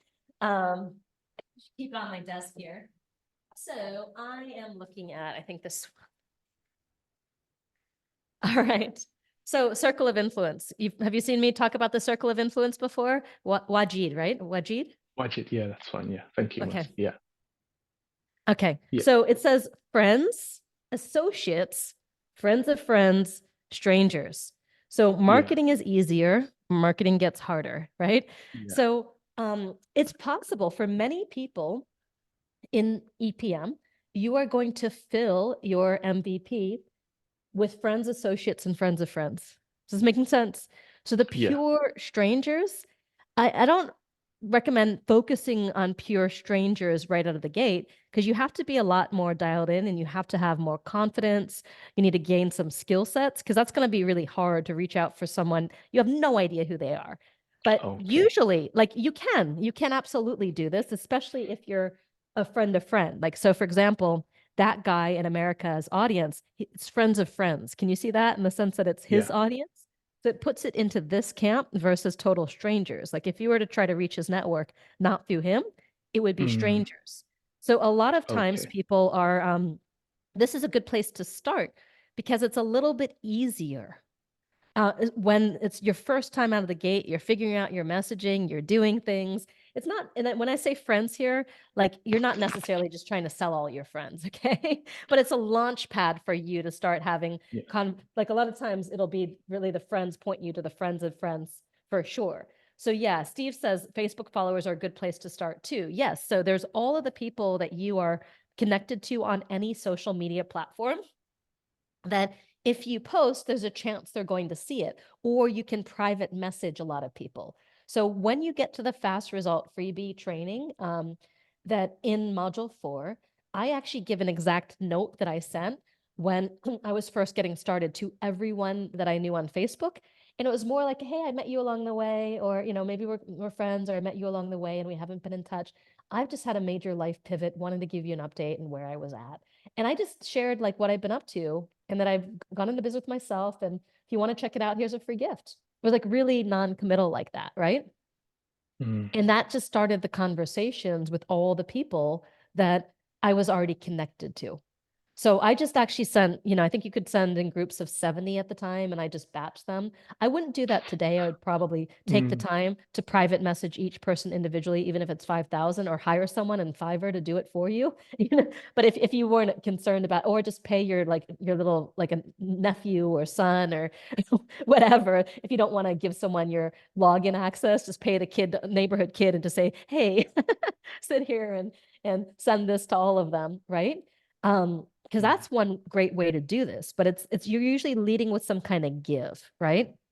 And but this is a way with Right. if you're connected to them in some shape or form, because most of us have at least 1,000, if not several thousand people that we've collected along the way through the existing social channels. And that is one strategy I teach. It's in the Fast Result Freebie video. Someone says you have to Yeah. be careful not to send too many at once on Facebook. Yeah, that's probably the truth, but you can probably do however many at a particular time. But that's something that you can absolutely do. The other thing that I know I shared it on a couple of the laser coachathons over the holidays in depth. I shared it in depth in the first laser coachathon over the holiday, is using that social prospecting generator to start sharing cool stuff, right? And then when people, if they like it, if they thumbs up, if they comment, private messaging there. And it's cool stuff that's related to what you do, but it's more story and authenticity driven, right? Right. It's Yeah. not like a So sorry, pitch. is that using Ainsley and creating those? Because I've done Yeah. those and I have those. Yeah. I haven't touched module 4 because like no, I'm Yes. going to graduate first, then I'm going to look at module 4. So those are those little bits. So just posting those and then so that call to action at the end and sort of saying, hey, this is what I'm up to. Give Yeah, me a bell. I wouldn't even necessarily do a pure call to action. It's just that you're starting to share authentically. Does that make sense? Oh, So right. the social Okay. Yeah. prospecting posts, just share a Yeah. story, tie it into what you do. And Okay. you can have a call to action eventually, but you might want to just start kickstarting talking about this. And when someone likes it, they comment on it, private message them. Oh, Then link I up. saw you Right. liked my Got you. post. Yeah. Have you been doing anything really? And then you do the pre-qualifying pivot. Hey, saw you Yeah. liked my post. Hey, thanks, thanks for so much for leaving a comment. You might even say something like, what did you like about it? Or you could just say something Yeah. like, I'm just starting to post things like this. What did you like about it? That Yeah. makes sense? You're starting a conversation, asking them for something specific. Yeah. I think my fear is I'm too comfortable where I am. So like I said, I reached out to people that I know. I probably know about a handful of people. So it's like, okay, let me go, like who I'd be comfortably say, hey, listen, this is what I'm up to, this is what Mhm. I'm doing. And I just feel like I just need to, but I think the social prospecting, yeah. So I've written a few articles and stuff, like just things that I can put out there to sort of relate that story to what I'm up to, put those things out there. Don't necessarily put a call to action at the end of it. But Yeah, and like I said, anybody who connects, reach out directly and yeah. say, hey, But even I'd say like give yourself, say you're gonna do 20 a day or 50 a day. Just start going through the alphabet. Today I'm gonna write to everyone whose name begins with the letter A. You know what I mean? okay, Tomorrow that I'm connected to. Anyone whose name begins with the letter A that I'm connected to across all okay, channels or on Facebook. Just yeah, start a conversation like that message that I said. Okay, hey, I met you somewhere along the way and I'm terrible about keeping track. I've had some major life changes, da da da, in case you're interested. yeah, Here's something free that I did, right? It's like a simple strategy too. And if you have okay, a structure, then it's not about your like fear of being outside your comfort zone. You just work the structure. Does that make sense? You're like, you can focus on the fear, or you could say, okay, well, today I said I would ping everyone whose name started with the letter A. Can you see the difference in that? It's like you yeah, just have to do the thing that you say you're going to do. And if you have this sort of outreach structure for yourself, it's so much easier to do it because otherwise you will feel that resistance. But I always tell my momentum students, work the process. Does that make sense? And then when process, you start yeah. working the process, which is say just as simple as that, okay, today's letter A, tomorrow's letter B, whatever it happens to be, Mm. that helps. Yeah, okay. Did you mention like a free gift thing? Is that what you said before? Yeah, that is in module 4, the fast result That's freebie, in but module it could 4. just be something like an article. Like ideally it's something that they opt in for, so that way. Okay, yeah, yeah. There are a couple of things that I can do, sort of like just worksheet kind of things that I could just send off and say, look, morning routine, evening routine, that kind of vibe. Yeah, yeah. And don't just send it to them. No, Say either yeah, ask them to yeah. go, if you're interested, Okay. go check it out here, or let me know if you're interested and I'll send you a copy, like if you don't have the opt-in. Does that make sense? You ask permission first. You don't just dump it on Yeah, people. And that's yeah, a big, gotcha. that's a big thing. Michelle Yeah. says, well, what is something free I can give? You might want to watch the fast result freebie training in module 4, because I give Okay. you some Oh, options there. okay. All right. So it's just a matter of, like you said, trust the process, do the reps, and Yeah, respond. and just give yourself these daily micro goals when it comes to it. So if you're in your comfort zone, keep doing what you're doing because it might turn out to be successful, but then just say whatever it is, 5, 10, 20, 50 a day, just, or one letter of the alphabet a day, which is an easy stop point. Just make up your mind on what you're going to do and do it. Does that make sense? Because then it doesn't become Yeah. about, a lot of times resistance comes when you don't even know how to get started, But when you do something like that, it's much simpler to, okay, I know how I'm going to get started. I'm just going to make my way through the alphabet, right? Starting with A today. It's Yeah, random. gotcha. Mhm. Who's going to do that? Who's going to just actually do the suggestion, work your way through the alphabet, whether you choose a single channel or across all channels, Yeah, just say today is A, yeah. tomorrow's Today's the B, day. tomorrow's C, and it makes it Today's really the day. Yeah, simple, right? yeah, And then gotcha. sometimes it might be, 5 people when you get to Z, and maybe you're on M and you got like 100 and you just do it. Mhm. Yeah. Right. Okay. Brilliant. Thank you very much. Appreciate it. Sure thing. Someone says, I hadn't thought of that before, but I love the idea. Actually, I just made that up. It's a new technique about doing the alphabet, So it's a good one. We should actually, Michael, make a note to send this to our Activate coaches, because I think it's a good one. It works. Simple. And it's easier than 50 because it feels more personal. Like if you were to do a number, it still works, but this feels like, oh, letter A. It somehow feels less numerical and more personal and somehow random. Yep. All right. All right. We have Jadina, with a signature system, where do you draw the line in chatterboxing, explaining, interesting the prospect with the uniqueness and what's possible in attaining what they want and not go down the how hole? I have a defined niche. However, this is readily applicable to all, a regulated nervous system, somewhat like how EPM helps all course creators, not just specified by gender, career, etc. All right. Well, how are you chatterboxing now? Like, how are you starting conversations, Jadine? Hi. Well, Hi. this applies to many different facets of life and different relationships you might have.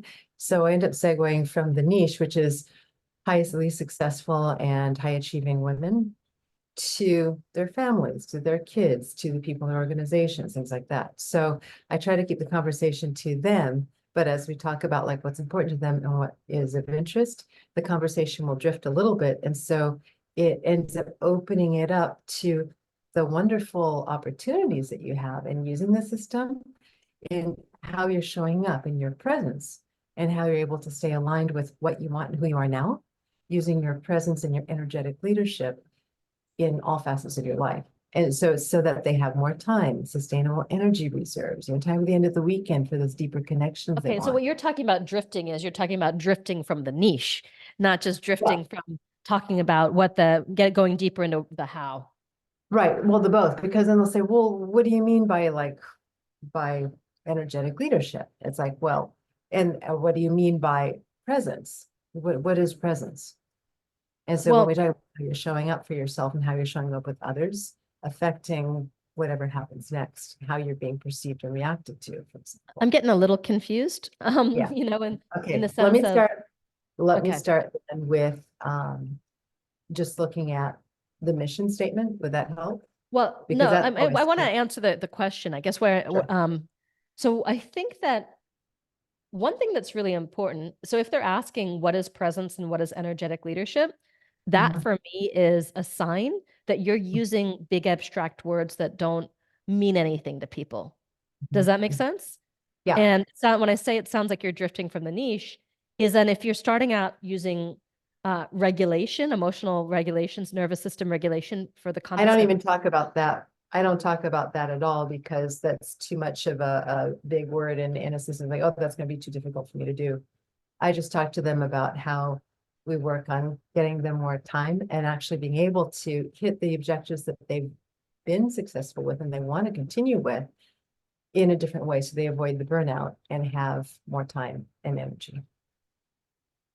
So, okay, well, then maybe go ahead and read I might be confused as to what this is about. So read the mission Right. statement. Thank you. Your Sure. mission, should you choose to accept it, is to stop the burnout, feel the fulfillment, and use energetic leadership in how you show up, your presence, to easily, effectively attain the professional achievement you're used to. And doing this by being consciously aligned with what matters now. So you clearly, confidently live your potential as well as deep connections in a rich life. And then I'll talk to them about being able to feel calm and centered and confident that they can get to their goals with extra energy at the end of the week. How are soon to- people responding to Go ahead. this? How are people responding to this? For the most part, I have referrals. And I Mhm. have, if I'm talking about my niche, and for that, they've come in already referred. As I start to talk to people about how they're showing up and how they can shift how they're showing up so that they can positively impact their communications and their relationships, then people start to become interested. And it's like tell me more. It's like, Okay. oh, gosh, I Right, didn't know. because then you have I call that a front door, right? So a front Yeah. door is like how people, so that's relationships and communication, right? When you started Mhm. going to all of this other stuff like energetic leadership, and it feels for me decontextualized, right? So there's So two, and that's where there's two components. It's how are you leading to get yourself to your goals and how are you leading with the people you're with? So I think that, is go ahead. I think this is maybe too many, like, I think you're um talking about this. You're trying to serve too many masters with the program. Right. And so that just the two focusing separate on courses. one, yeah, it's two separate courses. Can you all see that? And so, because then it starts to become about everything. And then it's really hard to grasp what it actually is. So I think you can talk about your signature system, but it needs to be in a focused context because that's where people get excited. Wow, okay. I can, shift the way people, in a conversation, the way people, feel like that. That's more interesting. Does that make sense? So in other words, splitting them up, I've always thought that they should be two separate courses because Mhm. then you can talk about them very distinctly. And perhaps I should just maintain my discussions only to achieving your better results and fast tracking the results that you'd like while having more energy and more time, and stick to that because that is the overarching problem or the larger problem Okay, for people. but it's not super clear to me what getting your results mean. Like who are you talking? You said you're not niched down to any particular one scenario or kind of I'm niched person. down to highly achieving professional women. Okay, but so what kind of goals are you talking about? Professional goals specifically? Yeah, they're conscious now and they're wanting both life balance, more time with family and friends, or maybe for a relationship, as well as continue to be really successful. But they're used to really pushing on the professional side to the point where they've achieved wonderful things. However, they're empty and they're tired and they've got the success, but they're lacking meaning and fulfillment in life. So they're looking at doing things differently, and they've tried and dabbled in all different kinds of things. They're doing their meditation, they're doing their yoga, they're trying to become more conscious. Maybe they're doing other kinds of things along the lines of Burning Man, etc. And what they're finding is that, okay, now I'm open to something different, being a different way. But how can I actually be what it is I've never done? And so they're trying to cross this chasm between what they've already done successfully and how they want to do it differently. So I would get I wrote this in my intentions.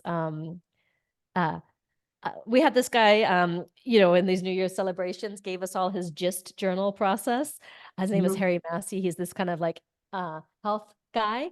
And this was just a fun kind of friend thing. But I was writing in my journal and I said that that I wanted to make the shift from being a human doing to a human being. Exactly. Anyway, Yeah. But I think there's something along the lines of that. Like, are you a highly successful professional woman who's so used to slaying your goals that somewhere along the line you've stopped being able to slay life, you know? Or Mhm. or the part that people don't see is how exhausted you are at the end of every night, and how sometimes reluctant you are getting up to do it all over again each day. You know, like if you set it up like that, you know, your mission, should you choose to accept it, is Mhm. to I do like the term, you know, um, learn, you know, 5 specific neurological or energetic, you know, whatever it is, techniques for flipping your fulfillment switch, getting you out, you know, getting you from doing to being, from what do they call it? I'm not a medical doctor. The uh, sympath to parasympathetic, from Sympathetic. yeah, from Yeah. sympathetic to Sympathetic I is mean, for the nervous system. you know, from fight or flight into you know, parasympath or whatever, the like there's a what's the term for the not the Parasympathetic. opposite of fight or flight that's not a medical term? There's a term people use A for the regulated opposite. nervous system, some people are saying, Yeah, but that's still yeah. From flight or flight, you know, from getting from switching out of fight or flight. You could say, I mean, just make some things like this, and I think that becomes much more hyper specific. Can you see it? Rest and right. digest. That is the term. Yeah. Yeah. Yeah. But is it, but it, what I'm thinking is that the nervous system doesn't seem to be the hook, the thing that they think that they really need. It's But like the no, thing but I that they didn't say the nervous system was the hook. If you, right. what did I actually say at the start? You know, you're going to learn, I said something specific. Mhm.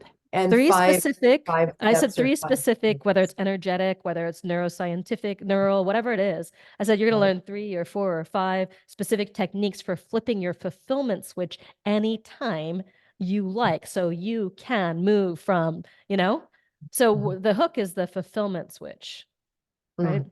You see the Mhm. difference?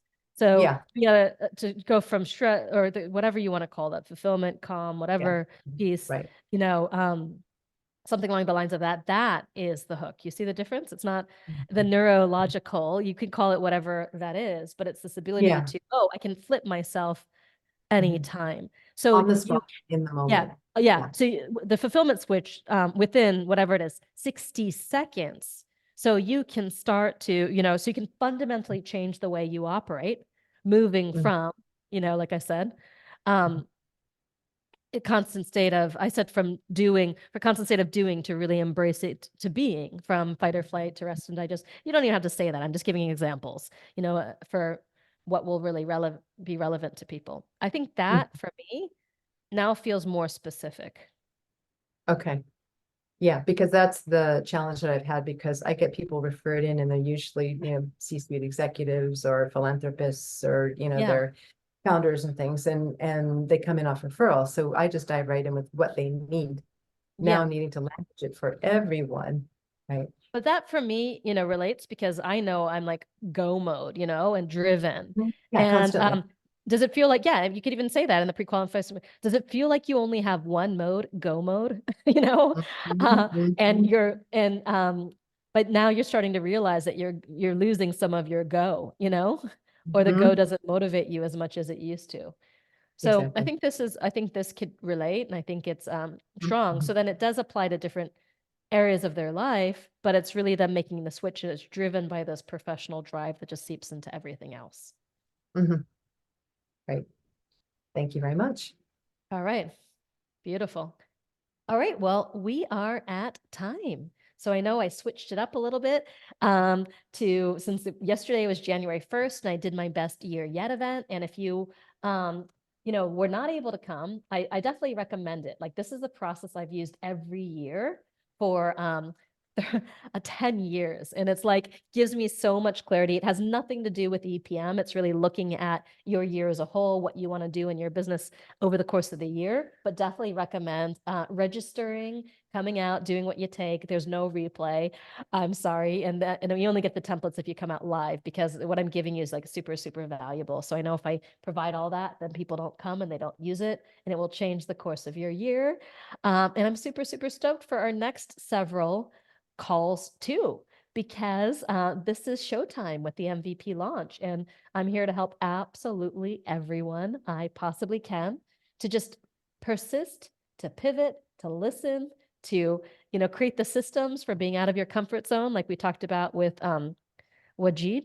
And yeah, we got this and we got you.